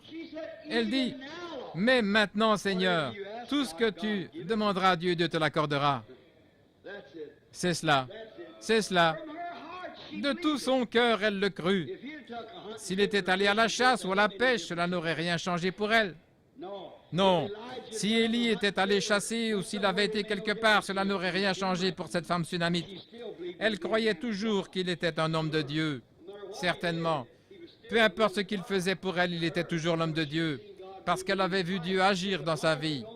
Quant à Marthe, peu importe ce qui pouvait arriver, elle avait vu ce que Dieu avait fait pour lui. Elle dit, mais maintenant, Seigneur, quoi que tu demandes à Dieu, Dieu te le donnera. Ah, c'est cela, vous y voilà. Il dit, ton frère ressuscitera. Puis il dit, où l'avez-vous enseveli? Et ils se rendirent au tombeau, et il appela Lazare hors de la tombe, bien qu'il fût mort depuis 4 jours. Pourquoi? Parce que la sœur de Lazare avait respecté ce qu'il était. Si vous ne pouvez pas respecter l'homme, respectez la fonction qu'il remplit pour Dieu. C'est parfaitement juste, voyez-vous. Respectez-le. Si un prédicateur, votre pasteur, respectez-le toujours. J'ai entendu des congrégations parler de leur pasteur, parlant de lui en le dénigrant et le ridiculisant. Comment ce pasteur pourrait-il faire quelque chose pour vous? Il ne le peut pas. Je ne parle pas de cette église, mais je parle d'églises que j'ai visitées. Vous devez aimer votre pasteur. Vous devez savoir qu'il est un être humain, mais pourtant, Dieu en a fait son pasteur. Le Saint-Esprit en a fait un surveillant. Alors vous devez le respecter de cette manière, peu importe ce que le pasteur a fait. Si vous le respectez dans votre cœur comme serviteur de Dieu, Dieu vous respectera pour l'avoir fait. Celui qui me reçoit, reçoit celui qui m'a envoyé, a dit Jésus. Celui qui ne me reçoit pas ne peut le recevoir. Voyez, ils dirent que Dieu était leur Père. Il a dit, votre Père, c'est le diable.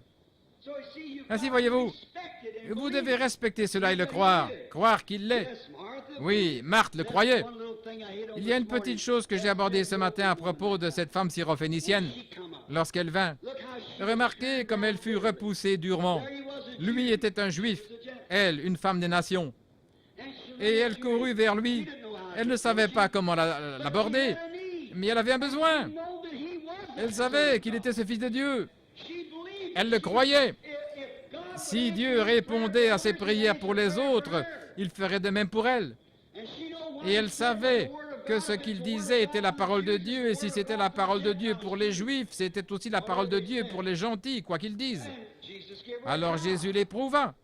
Elle dit, « Seigneur, aie pitié. » Maintenant, regardez. Elle dit, « Toi, fils de David. » Parce qu'elle avait entendu les Juifs l'appeler fils de David, mais il n'était pas fils de David pour elle. Elle dit, « Toi, fils de David. » C'est ainsi qu'un Juif l'aurait abordé, parce qu'elle avait entendu les autres. Elle essaya de s'approcher de la même façon qu'eux, parce qu'elle essayait de trouver le respect, elle essayait de montrer son respect.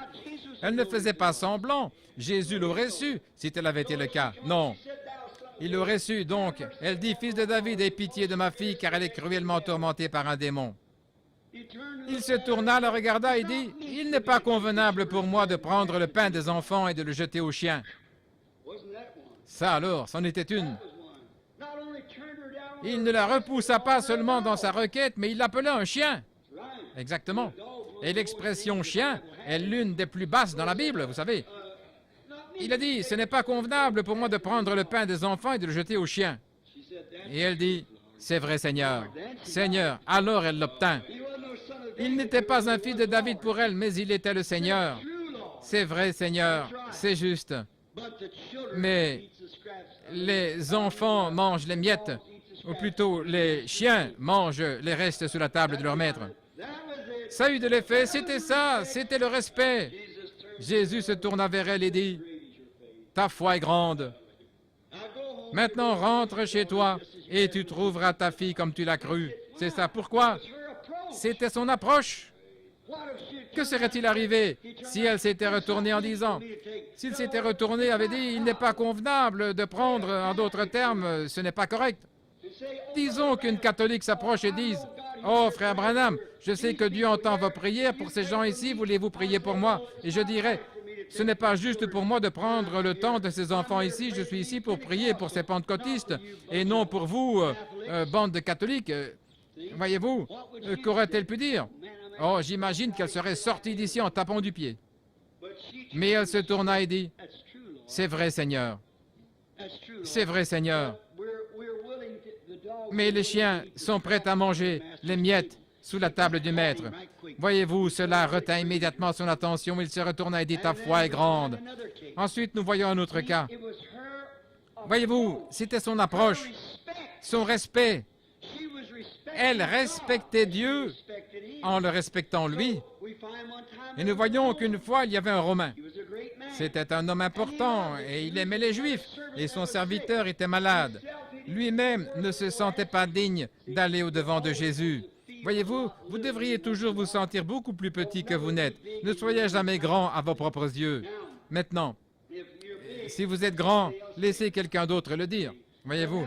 Mais à présent, cet homme, il était centurion romain et il avait un serviteur malade. Il l'envoya donc chercher pour que son serviteur guérisse. Et Jésus dit, « Je viendrai le guérir. » Tandis qu'il était en route, le Romain le vit arriver. J'imagine qu'il a dit, « Oh là là, voici ce saint homme. Voici ce saint homme qui vient. Et moi qui ne suis qu'un gentil de rien du tout. Je suis un centurion romain. Je suis un général ou un officier. En fait, je ne suis pas juif. Et je n'ai pas le droit que ce saint homme vienne. Voyez-vous ce respect? Voyez-vous? Je n'ai pas le droit que ce saint serviteur de Dieu entre dans ma maison. Lorsqu'il le vit arriver à la porte, il l'appela et dit, « Seigneur, je ne suis pas digne que tu viennes sous mon toit. » Il avait probablement un palais comme maison, c'était un centurion. Il dit, « Je ne suis pas digne que tu viennes sous mon toit. Et je ne suis pas trouvé digne de venir vers toi. C'est pourquoi j'ai envoyé un de tes compatriotes bénis, les Juifs. Mais j'ai ici un serviteur qui est malade. Il dit, je suis un homme sous autorité. Je dis à ce soldat, pars, et il part. Je dis à un autre, viens, et il vient. Qu'a-t-il dit là? Je sais que tu es tout-puissant. Tu peux dire à cette maladie, pars, et elle part. Tu peux dire à celle-ci, viens, et elle viendra. Voyez-vous? Il reconnut cela. De même qu'il avait autorité sur ses soldats, Jésus avait autorité sur toutes les maladies et infirmités. Tout ce que tu dois faire, Seigneur, c'est simplement de prononcer la parole. Alléluia! Prononce simplement la parole. et mon serviteur vivra. Jésus s'arrêta, se tourna vers ses Juifs, et il leur dit, « Je n'ai pas trouvé une foi pareille en Israël. » Il a dit, « C'est réglé maintenant pour ton serviteur. » Pourquoi? Parce qu'il respecta cela. Il respecta Jésus-Christ, qui était le Dieu du ciel. Maintenant, je pense qu'il se fait tard. Je veux encore dire une chose, et c'est celle-ci. Toutes ces grandes marques de respect et tout le reste, mais aujourd'hui, pour une raison quelconque, c'est différent. Dieu peut faire quelque chose aujourd'hui et les gens s'en moqueront. Je crois que nous aurions été différents aujourd'hui. Il y a environ 40 ans, lorsque le Saint-Esprit commença à tomber pour la première fois, mais que firent les gens? Ils enfermèrent les prédicateurs, les traitant de saints comédiens. Ils ne voulurent même pas les nourrir dans les villes et tout le reste. Pour vivre, ils durent écraser du maïs sur la voie ferrée. Que firent-ils? 40 années de souffrance de plus pour l'Église. Elle dut tout traverser. 2 guerres pendant ce temps-là, voyez-vous. Cela en a tué des milliers, alors qu'elle serait probablement déjà partie à la maison. Maintenant, que serait-il arrivé lorsque Dieu commença à répandre le Saint-Esprit sur l'Église dans les derniers jours? Que serait-il arrivé il y a 25 ans lorsqu'il commença à envoyer ses signes, ses prodiges et ses miracles? Que serait-il arrivé si les gens s'étaient tous ralliés? Mais que firent-ils? Ils dirent, tout ça porte malheur, c'est de l'hypnotisme, il fait de la télépathie, c'est ceci et cela. Que serait-il arrivé si toutes les nations s'étaient unies en disant, que le nom du Seigneur soit béni?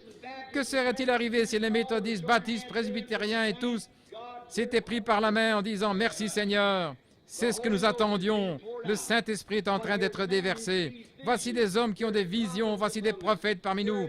Voici tous ces grands dons manifestés. Il y a des hommes qui parlent en langue, d'autres qui pratiquent la guérison divine. Toutes ces choses ont été déversées sur nous. Grâce soit rendue à Dieu. C'est venu à travers un petit groupe humble, pentecôtiste. Retournons tous à la Bible. Retournons-y, frères. Démolissons nos organisations et soyons tous des frères unis. Si les grandes églises s'étaient réunies tout à fait, que serait-il arrivé, frères? Il n'y aurait plus besoin d'hôpitaux dans le pays aujourd'hui. C'est vrai. Non. Il y aurait eu de tels grands dons puissants et de tels prodiges parmi les gens. Il y aurait eu un tel respect que l'Église serait peut-être déjà partie à la maison et que le millénium aurait commencé. Mais non, ils manquèrent de respect. Ils les appelèrent des saints comédiens. Les journaux publièrent toutes sortes de choses sales et calomnieuses en utilisant un langage grossier. Les églises se moquèrent et les ridiculisèrent, les repoussèrent en essayant de les retenir en dehors des villes et tout le reste, avec un manque de respect total. Je pourrais en parler davantage, mais il se fait tard. Maintenant, je pourrais en dire bien plus. Laissez-moi parler maintenant du Branham Tabernacle. Dieu a commencé à déverser des dons sur nous. Nous le voyons. Maintenant, quel est le don de Dieu aujourd'hui? C'est le Saint-Esprit. C'est le Saint-Esprit qui est en nous. Nous devons respecter cela. Nous devons le respecter chaque fois qu'il vient sur une personne. Les dons divins de Dieu, lorsqu'il envoie ces dons, peu importe combien réels ils sont, ils ne nous aideront jamais avant que nous en arrivions au point où nous pouvons les respecter. Quelqu'un peut donner une prophétie. Si vous ne croyez pas en cette prophétie, elle ne vous fera jamais de bien. Vous devez avoir de la révérence, vous devez la respecter. Vous devez croire qu'elle vient de Dieu. Croyez-la jusqu'à ce qu'il ait été prouvé qu'elle soit fausse. Lorsqu'il est prouvé qu'elle est fausse, vous avez le droit de ne pas la croire, alors ne vous associez plus à elle. Mais aussi longtemps qu'il est prouvé qu'elle est vraie, alors croyez-la. Comme l'a dit le vieux Samuel le jour où il voulait un roi, j'aimerais vous demander une chose. Vous ai-je une fois soutiré de l'argent? Vous ai-je une fois demandé quelque chose pour vivre? Ou vous ai-je une fois dit quelque chose au nom du Seigneur qui ne soit pas arrivé? Il a dit, vous n'avez pas besoin de roi, et votre roi ne vous fera aucun bien. Il leur a dit cela. Il leur a posé la question, vous ai-je dit une fois quelque chose comme étant ainsi dit le Seigneur qui ne soit pas arrivé? Eh bien, les gens manquèrent de respect envers Samuel. Oh, nous savons, Samuel, c'est vrai, nous ne prétendons pas que tu nous aies dit autre chose que la vérité, mais néanmoins, nous voulons le faire de cette façon, voyez-vous. Vous ne devez pas faire cela. Vous devez le faire à la manière de Dieu. Lorsque nous recevons le Saint-Esprit, ce n'est pas en serrant la main du pasteur. Recevoir le Saint-Esprit, c'est recevoir Christ en vous, parce qu'il est le messager de Dieu de ce jour. Le Saint-Esprit est le messager de Dieu, et vous devez le respecter. Lorsqu'il vient, ne dites pas « Hi, regardez cette femme qui crie et qui pleure, les larmes qui coulent. Regardez cet homme qui secoue ses mains, qui tremble et qui pleure. » Vous savez ce que c'est?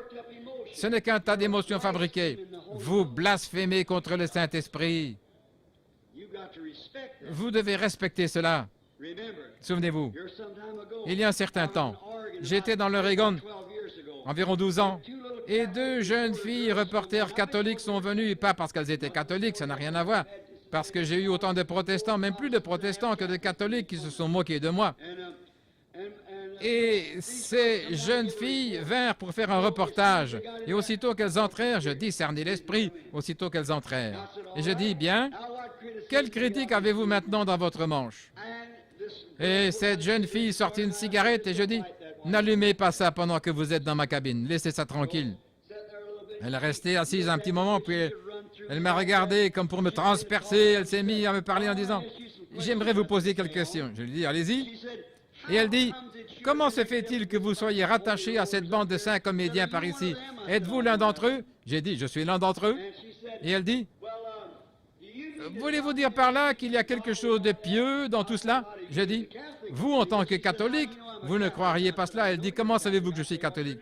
Je sais que vous êtes catholique, je pourrais même dire votre nom, voyez-vous, et qui vous êtes. Cela la désarçonna. Et elle dit, vous voulez me faire croire que ces gens, comme ils le prétendent, vivront ici, sur la terre, et iront au ciel? Elle me dit, je n'aimerais pas être au ciel avec de tels gens. Je lui dis, vous n'avez pas à vous inquiéter aussi longtemps que vous aurez de telles pensées, vous n'y serez pas de toute manière, voyez-vous. Ne vous inquiétez pas à ce sujet. Je me tenais là et je regardais droit dans les yeux. 2 frères étaient assis là et je dis, je ne suis pas irascible, je veux simplement vous faire savoir où vous en êtes, voyez-vous. Et je dis, vous allez écrire, vous vouliez venir afin de découvrir certaines choses et vous vous garderez bien d'écrire ce que je vous ai dit. Vous en ferez votre propre histoire. Allez-y, faites-le, mais je vais vous dire quelque chose. Écrivez le scandale que vous voulez. Mais avant que vous mouriez, ma voix retentira de nouveau dans vos oreilles. Si cela n'arrive pas, alors vous saurez que je suis un faux prophète. Je dis maintenant, écrivez ce que vous voulez, c'est votre affaire. Je vous donne la liberté d'écrire ce que vous voulez. Mais avant de mourir, vous entendrez ma voix crier à vos oreilles. Cela ne vous fera aucun bien. Maintenant, allez-y, écrivez ce que vous voulez. Elle resta tranquille un petit moment et elle dit, « Mais que pensez-vous donc de ce tas d'idiots qui criaient et agissaient sans aucune retenue hier soir? » Je lui dis, « Ce sont tous des chrétiens. » « Des chrétiens? » Je dis, « Bien sûr, ce sont des chrétiens. Ce sont des chrétiens remplis du Saint-Esprit. » Et elle dit, « Ce n'est pas le Saint-Esprit. » Et je dis, « Qu'appelleriez-vous le Saint-Esprit? » Pour voir ce qu'elle avait à dire. « J'aimerais vous dire quelque chose. » Et elle dit, « Eh bien, je ne voudrais pas m'associer à des gens pareils. » Je dis, « Je ne pense pas qu'il y ait beaucoup de danger que vous vous associez un jour à eux comme cela. » Je dis, « Car si vous vous associez une fois à Dieu ou à n'importe quel saint, vous vous associeriez aussi. » Et elle dit, « Le saint de la Bible? » Je dis, « Oui, votre Vierge Marie bénie, comme vous l'appelez, et qui est votre déesse.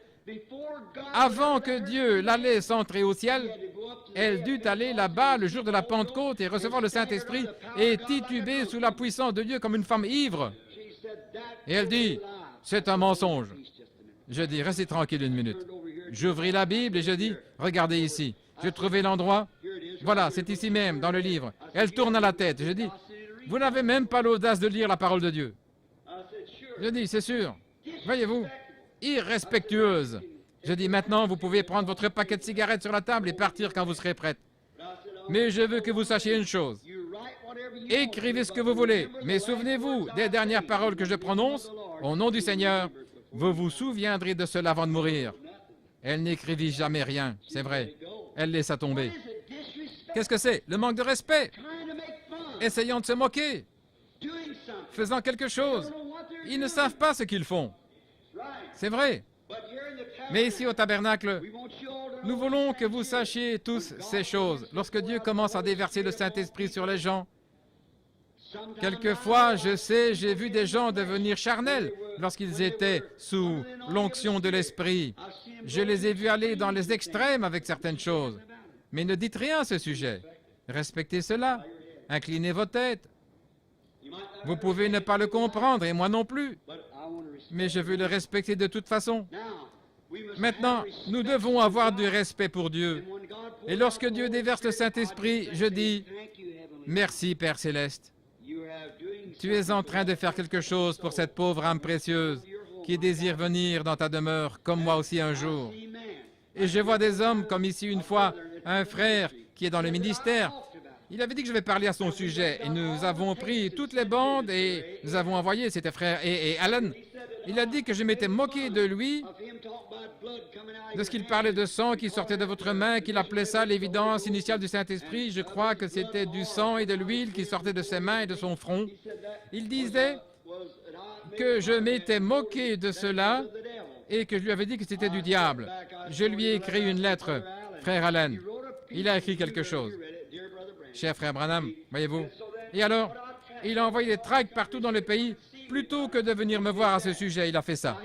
Et voici ce que j'ai dit. J'ai dit, je vais prendre et vous envoyer mes bandes des 6 soirées à Phoenix pour vous montrer. Et je lui ai envoyé les bandes que Léo et les autres avaient enregistrées. Je lui ai dit, votre nom n'a été mentionné qu'une seule fois. Les gens ont déposé un mot sur la chair disant à frère Branham, frère Allen était en ville et nous a dit que l'évidence initiale du Saint-Esprit était de saigner dans les mains et au visage et d'avoir de l'huile sointant de vos mains, que c'était l'évidence initiale. J'ai dit, je ne suis pas d'accord avec frère Allen que ce soit l'évidence initiale du Saint-Esprit, parce qu'il n'est mentionné nulle part dans la Bible que leurs mains aient saigné et que de l'huile soit sortie de leur visage et de leurs mains pour prouver qu'ils avaient le Saint-Esprit. J'ai dit, le Saint-Esprit était la puissance de Dieu dans leur vie. Et Jésus a dit, ces signes suivront ceux qui auront cru. En mon nom, ils chasseront les démons, et ainsi de suite. Mais je dis, il y a une chose que j'aimerais dire au sujet de frère Allen. C'est un homme, un grand homme de Dieu. Et si je pouvais prêcher aussi bien que frère Allen, je n'aurais jamais de service de guérison. Je prêcherais simplement l'Évangile. Et voyez-vous, bien qu'il ait répandu cet article et tout le reste, disant que j'avais fait cela, s'appuyant juste sur ce que quelqu'un d'autre avait raconté, mais même si j'étais en désaccord avec ce frère sur sa théologie, je ne voudrais certainement pas blasphémer contre lui.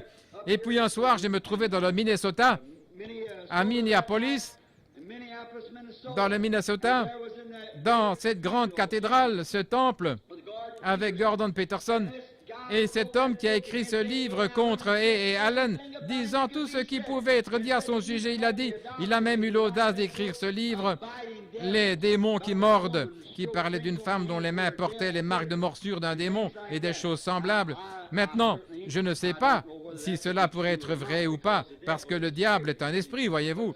Mais cette femme a prétendu qu'un grand démon velu est venu la mordre aux mains et au visage. Et il a dit, Allen a écrit ce livre. Et l'homme qui a écrit ce livre a fait paraître un gentil article à mon sujet. Et il était justement à la réunion ce soir-là. Frère Peterson et les autres vinrent me dire qu'il était assis là. Et il faisait mon éloge et rabaissait Allen. J'ai pensé, voici le moment où je peux prendre la défense de frère Allen.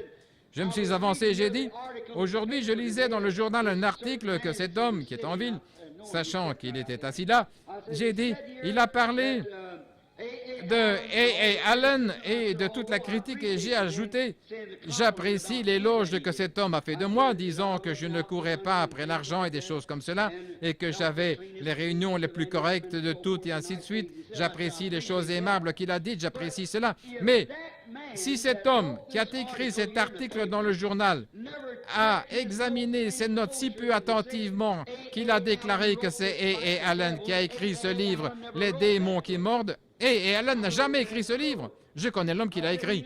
J'ai dit, il n'a jamais écrit ce livre. Et si cet homme n'a pas contrôlé son article plus attentivement que cela, je doute que les autres choses qu'il a dites au sujet de frère Allen soient la vérité. Je défendais frère Allen. Et j'ai dit à cause de cela, à part ça, si frère Allen était dans l'erreur, je préférerais te trouver à la barre de jugement prenant position pour frère Allen dans l'erreur lorsqu'il essaye de gagner des âmes à Christ que de critiquer ce que l'homme essaie de faire. Amen. C'est vrai? Oui, monsieur. Quiconque invoque le nom de Jésus-Christ je suis avec lui. Qu'il soit protestant, catholique ou autre chose, je ne serai peut-être pas d'accord avec lui concernant la théologie, mais je veux le respecter comme serviteur de Christ et comme mon frère, voyez-vous. Et peu importe ce qu'il fait, nous devons respecter le Saint-Esprit. Exactement. Oui, monsieur. Et lorsque nous commencerons à faire cela, alors Dieu déversera ses bénédictions parmi nous. Juste un petit groupe comme le nôtre ici, où il y a peut-être 50, 60 ou peut-être 75 personnes ici ce soir.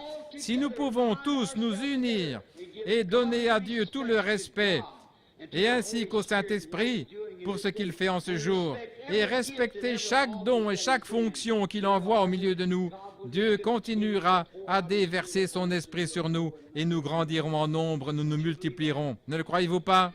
Certainement. Nous devons avoir du respect pour Dieu. Inclinons nos têtes un instant pour la prière.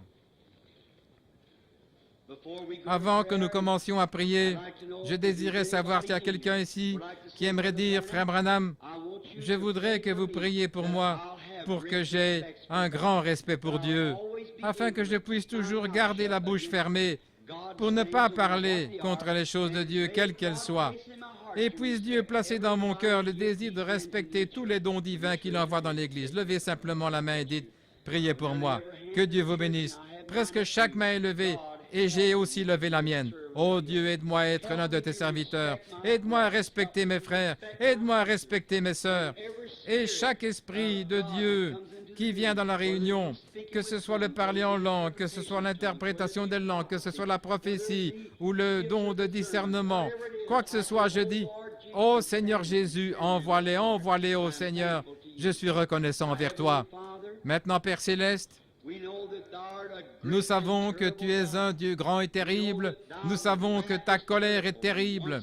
Et lorsque tu te mets en colère, c'est une chose terrible. La colère de Dieu peut détruire le monde en une seconde. Mais lorsque tu abaisses le regard sur le sang du Seigneur Jésus, alors ta colère s'apaise. Oh, cache-moi dans le rocher des âges. Seigneur Dieu, garde mon âme couverte par le sang du Seigneur Jésus. Pas seulement la mienne, Seigneur, mais aussi celle de ceux qui sont ici ce soir. Nous t'aimons, Seigneur. Et chaque don que tu nous as donné, bien qu'on nous appelle de toutes sortes de noms, Seigneur, nous ne voulons pas que cela ait quoi que ce soit à voir avec ceci. Nous te respecterons toujours, toi qui es le grand Saint-Esprit. Nous t'aimons, Père. Nous te remercions pour le don de guérison parmi nous. Nous te remercions pour le don de prophétie parmi nous. Nous te remercions pour le don des langues et le don d'interprétation. Et ô Dieu, nous te prions de continuer à envoyer des dons parmi nous, les dons du grand Saint-Esprit, par-dessus tout, Seigneur. La plus grande appréciation que nous ayons dans notre cœur, c'est pour le don entièrement suffisant de Jésus-Christ. Nous te remercions, Seigneur, pour sa grâce et sa miséricorde, lui qui rend possible pour nous toutes ces choses mineures, par sa souffrance pour autrui et son sang répandu au calvaire. Il sanctifie les gens du peuple qui l'écoutent avec plaisir. Seigneur, nous te sommes si reconnaissants d'être venus vers des gens ordinaires. Dans la Bible, dans le livre de Saint Luc, nous lisons que les gens ordinaires l'écoutaient avec plaisir. Aujourd'hui, ils disent, oh, ce ne sont que des gens ordinaires. Mais Seigneur, c'est le genre de personnes qui t'écoutaient lorsque tu es ici dans la chair. Les gens ordinaires t'écoutaient avec plaisir. Les hautains, les riches et beaucoup d'autres ne voulaient pas t'écouter. Les rois, les potentats, les prêtres de ce temps-là ne voulaient pas t'écouter. Mais les gens ordinaires te reçurent avec plaisir. Et Père, ce soir, nous sommes des gens ordinaires et nous te recevons avec joie. Nous sommes heureux, comme il l'était lorsqu'il revenait en se réjouissant, en pensant que c'était une chose merveilleuse et heureux de pouvoir porter l'opprobre de son nom. Lorsqu'on leur faisait des reproches et qu'on les appelait de toutes sortes de noms, ils étaient si heureux parce que c'était un privilège pour eux que de souffrir pour le nom de Jésus-Christ. Père Dieu, nous nous joignons aux disciples de ce temps-là et disons, nous sommes heureux. Je me tiens ce soir comme le Saint Paul de jadis lorsqu'il se tenait devant Agrippa, disant, selon la voie qu'ils appellent hérésie, de la folie, c'est ainsi que j'adore le Dieu de nos pères. Et lorsqu'Agrippa dit, Paul, Ton grand savoir t'a rendu fou. Il répondit, je ne suis pas fou, Agrippa. Finalement, Agrippa en arriva au point où il s'écria, tu vas bientôt me persuader de devenir chrétien. Et il dit, j'aimerais que tu deviennes comme moi, à l'exception de ces chaînes et de ces liens. Oh Dieu, quel amour Paul avait! Il a dit qu'il deviendrait un objet de malédiction pour que son peuple soit sauvé. Oh Père Dieu, donne-nous de l'amour les uns pour les autres comme cela.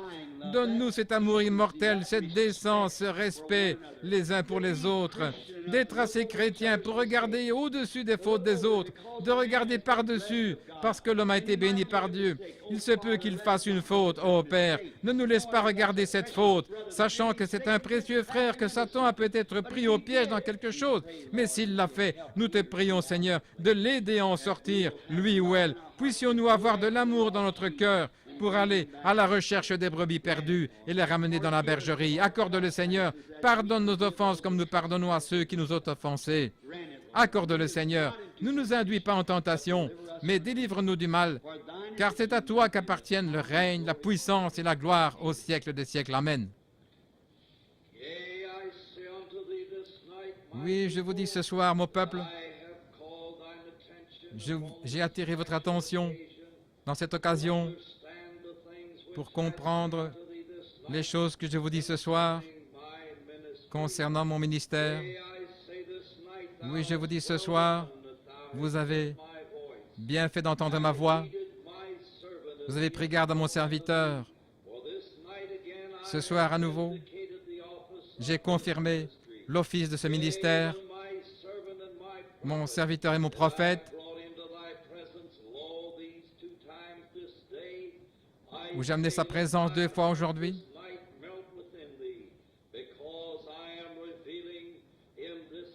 Parce que je révèle ce soir, à nouveau,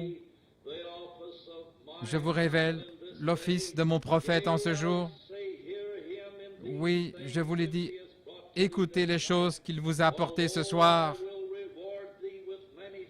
car je vous récompenserai avec beaucoup de choses. Je prendrai de soin comme un tendre père prend soin de ses enfants. À nouveau, je l'ai élevé aux yeux de son peuple qui a levé les yeux vers lui. Oui, je continuerai d'être avec toi, mon serviteur.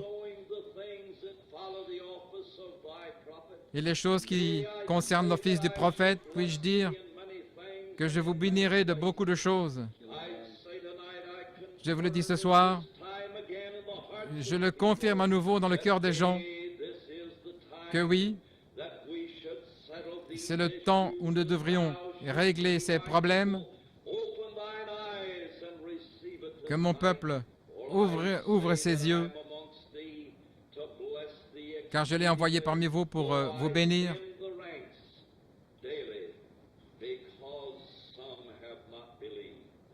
Et j'amenuise les rangs chaque jour parce que certains n'ont pas cru.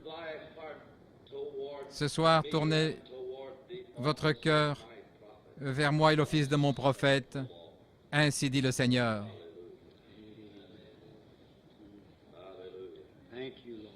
Merci Seigneur.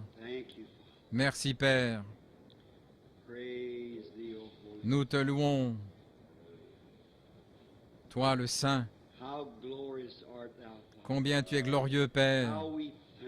Combien nous te remercions, Seigneur. Combien c'est réconfortant de sentir la présence du Saint-Esprit et de l'entendre nous parler par des lèvres humaines, confirmant qu'il reste toujours Dieu et qu'il est au milieu de nous. Nous te remercions pour ceci, Père. Reste avec nous, Seigneur, sois patient avec nous, afin que nous puissions être ton peuple. Par Jésus-Christ, nous te le demandons. Amen.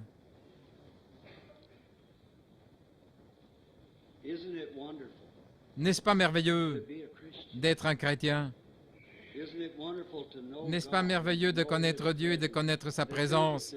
Et de penser qu'aujourd'hui, il a fait ceci même une deuxième fois. Aujourd'hui, il a parlé à cette sœur, là, dans cette lumière qui lui est apparue. Il leur a parlé parce qu'elles avaient cru le message. Il est glorieux, n'est-ce pas? Ne l'aimez-vous pas? Combien l'aiment de tout leur cœur, de toute leur âme. Il est merveilleux. Maintenant, levons-nous, alors que nous chantons ce bon vieux cantique. Je l'aime.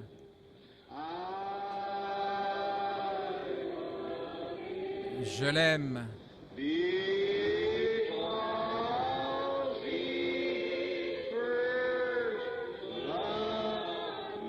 Parce qu'il m'a aimé le premier.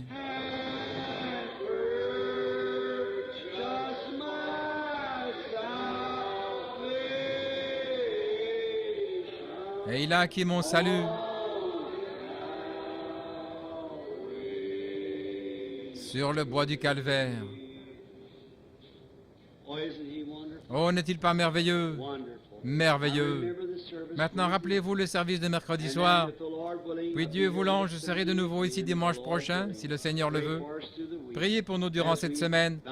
Alors que nous inclinons nos têtes dans la prière, je vais demander à Frère Neville, notre pasteur, s'il veut bien venir ici pour vous adresser encore quelques mots.